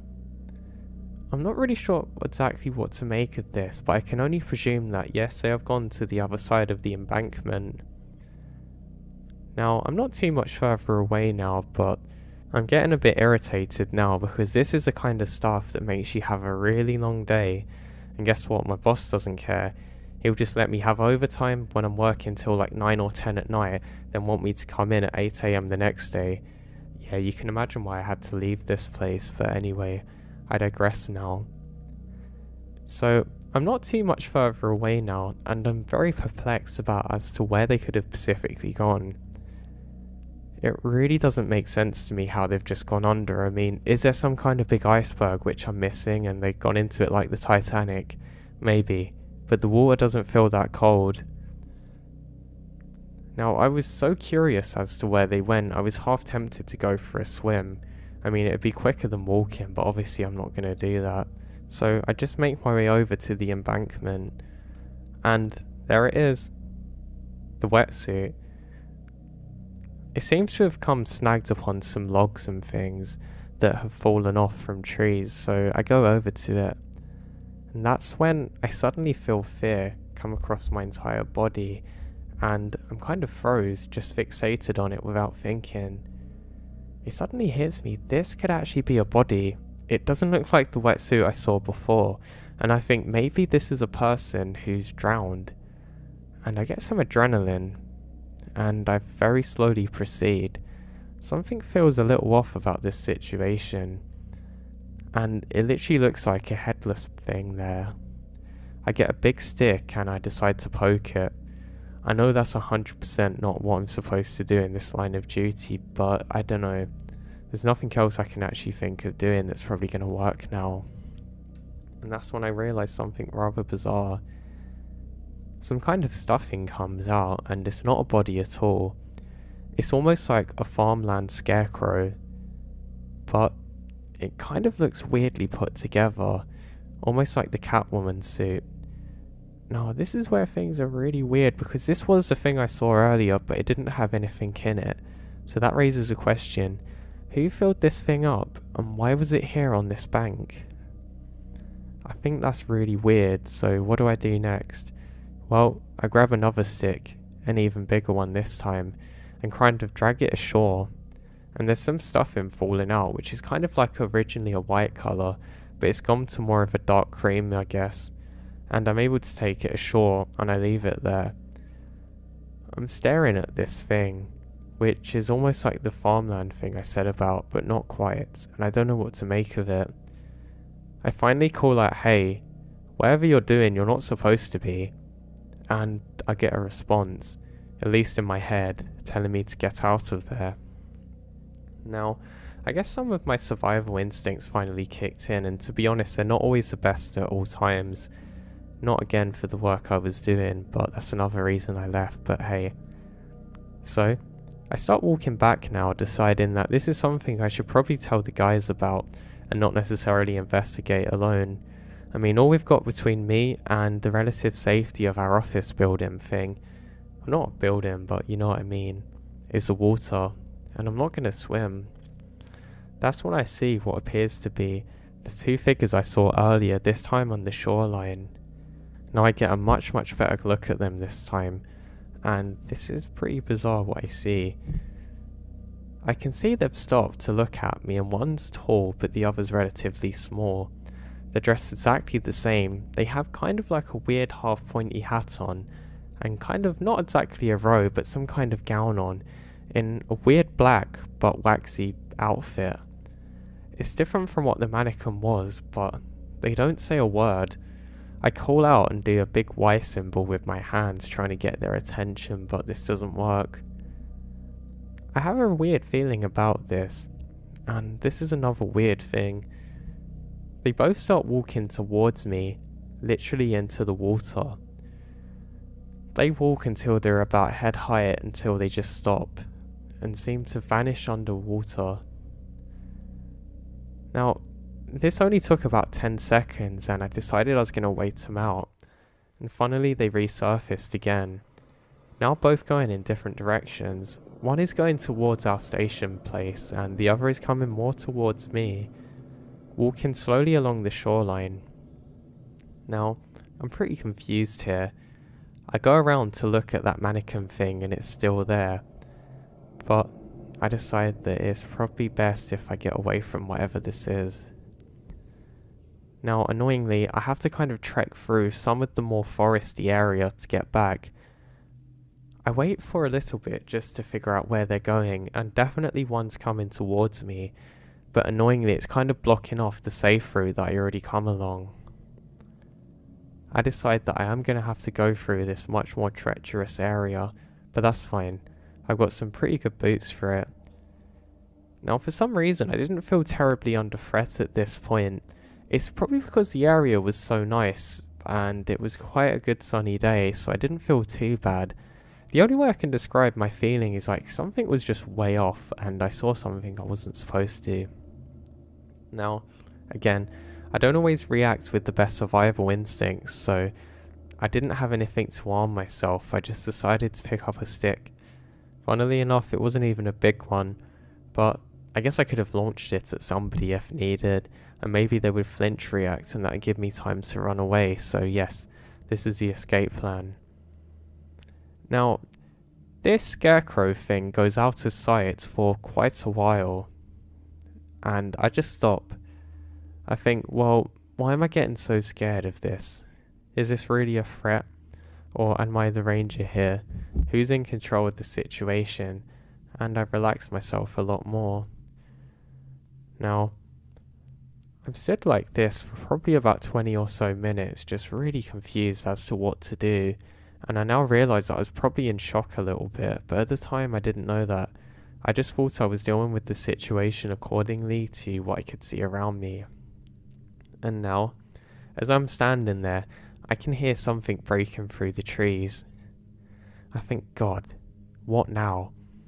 And I quickly take a step back and I manage to get behind a tree. And I then catch sight of it. I can see one of those things now. It's a smaller one, but where its face should be, it's wearing some kind of skull mask and it has black face paint on. Now, I'm telling you this because I couldn't believe what I was seeing. I really couldn't. And what do I do in this situation? I get my stick and throw it as far as I can to try and distract this thing. And then it dances towards it, almost like a dog going after some kind of treat or animal, but literally dancing while doing so. I now have some real fear running through my bones, and I start making my way in the opposite direction. Now, I couldn't hear this thing, it almost just gone silent again, and whatever this is, person or God knows what, didn't seem to be following me, and I let my guard down a bit. I've now come to the conclusion that there's some pretty weird cult people out here, and maybe they're trying to get me, and maybe, just maybe, I've come across some kind of crime scene they don't want me to know about. So, I have to start making my way now, tediously, around the lake, to try and get to relative safety, and my mind slips. I completely forget about the other one. Now, I make it probably about halfway across to the relative safety and where I have a truck, but I hear something up ahead of me again. This time it sounds much more forceful and quick, so I quickly duck down. I laid there for probably a good 5 minutes until I lock eyes with it. It was an animal. I can't remember exactly what animal it was. It was like a big rodent, but it slowly makes this merry way towards the water. And I kind of cursed myself a bit just for being so scared. I say, come on, you have to get a hold of yourself and get a grip now. Now what's especially bizarre is that's when I notice it. What appears to be a body floating in the lake. I now realise that this is that thing I'd moved earlier. It was now floating further across, and I observe it until it comes up on the bank again, and then I see it. That person goes to grab it, but they're assisted by another one, equally as tall as them. I now realise that there's at least 3 people here. They're dressed exactly the same, and they drag this over to the shore and leave it there. Now, I was really glued into the spot for quite a long time. I'd actually stared at this whole event taking place for so long that when I looked away, my eyes took a long while to adjust to not looking at bright things again. And it was almost like, I don't know what you call it, snow blindness, but I was pretty much experiencing a form of this. Because I'd been staring at God knows what this was for so long now. And I'll take a deep breath, look around and realise that I'm gonna have to get myself out of here. Now, I'd actually gone off the path that I was on earlier, and I'm on a bit of a rough area, a little bit, and it's not really good for crossing. I now know that I can take the long route to get back, and that's what I decide to do. I have to crawl across some areas and I'm probably going to get wet, but that's kind of the least of my issues at this specific point. I can kind of go into one of the streams that actually feeds a larger lake that I've just come from, and I'm kind of doing like a military prone crawl around here. I don't know who these folks are, but for all I know there could be 100 of them out of here, and I'm on my own, so even though I'm not the smallest and I'm a little bit built, I really don't like my chances, and things like this really give me the heebie-jeebies, so yes, it's time to escape. Now, as I'm crawling, I don't hear anything. I still have another stick that I've picked up, and for some reason it made me feel a lot more safe. Maybe it's some kind of primitive thing and that's why cavemen always seem to have sticks, but in this specific moment that's what made me feel better and that's what counts. I wasn't that far away from safety, but I come up to the first kind of wetland area and I really feel a bit cold because of the water. I've also managed to scratch up my elbows and my belly and my knees a bit, and I'm now bleeding. I was a little bit worried about getting infected because it's quite dirty here, and you can imagine there's all kinds of bacteria and insects, and I hate both. I know some of you are probably asking, why did I do this job if I don't like those things, and I can't tell you that. I don't really know myself. But now, I'm not too far away from the relative safety of things that I know. I managed to come up to kind of like a clearing where I can actually see across to the lake. I'm pretty worried now that maybe they've followed me around but there's no one in sight. Now my own breathing was pretty heavy now, but then I hear another kind of breathing not too far away from me. This sounds like quite a heavy breathing, almost like it's being filtered through something. Not exactly like Fader's one, but maybe 10% similar. Almost like that you're wearing something over your face. Not a scarf, but like a plastic one. And I stop dead. I can hear this breathing, but I can't figure out where it's coming from. I know it can't be far away. It never seems to get closer though, and now I don't have the element of surprise because I cannot gauge it. I try my best to stay still and I feel my legs starting to shake, so I tense up my leg muscles and stop myself from shaking. Now this breathing does not stop whatsoever, and I'm now at a point where I must go forward to try and get to better things, and I decide that I should slowly but carefully crawl my way forwards once again. I decided that I wasn't going to stop crawling no matter what, and that's what I start doing. Now I realise that the breathing sound is slowly getting further away with each crawl that I make forward. I managed to get about 5 minutes further from this point and I can't hear the breathing anymore. I decide it's safe to look up, and that's when I see it. Some dark figure not too far off, but this time on the other side. That's when I can see it. There's burning. I try and figure out exactly where this thing is specifically, and I'm able to approximate it to where I saw that wetsuit thing before, or the farm figure, whatever it is. There's a very thick black smoke coming off of it. I'm quite worried now that there's going to be a forest fire, but it doesn't seem likely because it's close to the shore, but that raises the question, how did that fire start and why is it there? Now, I'm not sure what to do at this point, and I start crawling again.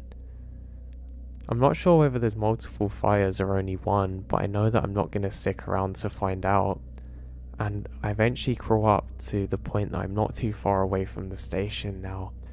I start to feel a little bit better, and then I feel it breathing on my neck. Now, I don't know if any of you have ever experienced this before, but my god man, it's like somebody takes your soul. It's almost like your brain accepts, maybe it's some kind of prehistoric man thing, but it accepts that you've been captured and you have a second to make a decision. So, with my stick in hand, almost like it was second nature, I turn around and swing as hard as I can, literally with my eyes closed. and there it is, whack. I feel a sudden pain in my hand, and I realise that I'm bleeding.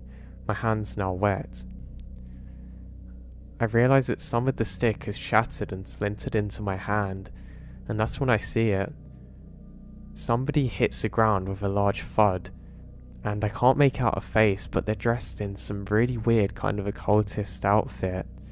It's like a weird dark robe, and then I get up and run. Now this person was pretty big, probably 6 feet and at least 200 pounds, but I couldn't stop to take in too many details, and before I knew it, I make it back to the station, and I actually take off my shirt to try and stop my hand from bleeding because I was worried I was going to bleed out. I quickly get in and scream on the radio for backup and help. While the radio's still on, I make a call out to the local fire responders and say that there's a fire here. I'm not sure what to do, so I quickly go to the kitchen area and get all of the knives and hide them away. I get the biggest one I can find and I grab that. I lock all of the doors and stay on the radio with my friends, who are also my colleagues here. They can't believe what I'm telling them, and apparently the fire people are going to get there first. I warn them that there's strange individuals out here, and they say they understand. It must have took about another 40 minutes though of waiting in agony before they finally get here. And once they do, I quickly point out to where the fire was. It's now gone out, and they say that they're going to investigate. Eventually a few others who work here also arrive, and some law enforcements too, and they say that they're going to take over the search from here. I give the exact location of what had happened, and one of the policemen who's first aid trained actually helps to get my hand patched up. I'd really hurt my hand, but luckily it wasn't broken or fractured, which is a good thing. Now, I ended up waiting in that station for quite a long time, until eventually the fire people come back first and say there's no signs of fire, just some ashes, where something was burned.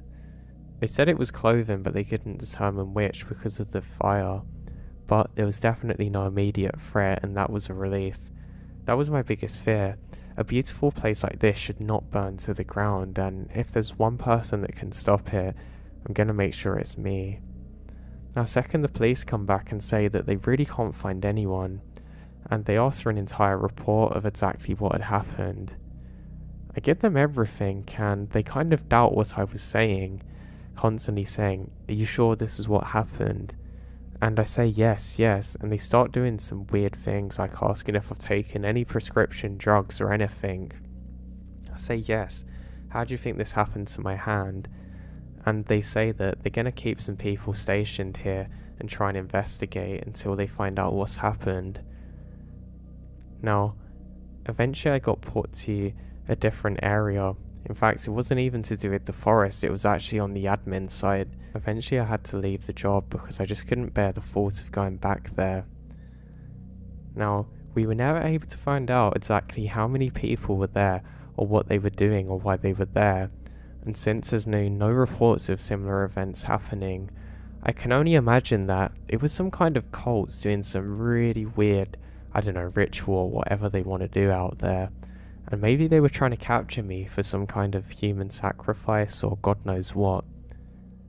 I'm just very happy that I managed to stop at least one of those and give them a taste of their own medicine before they got me.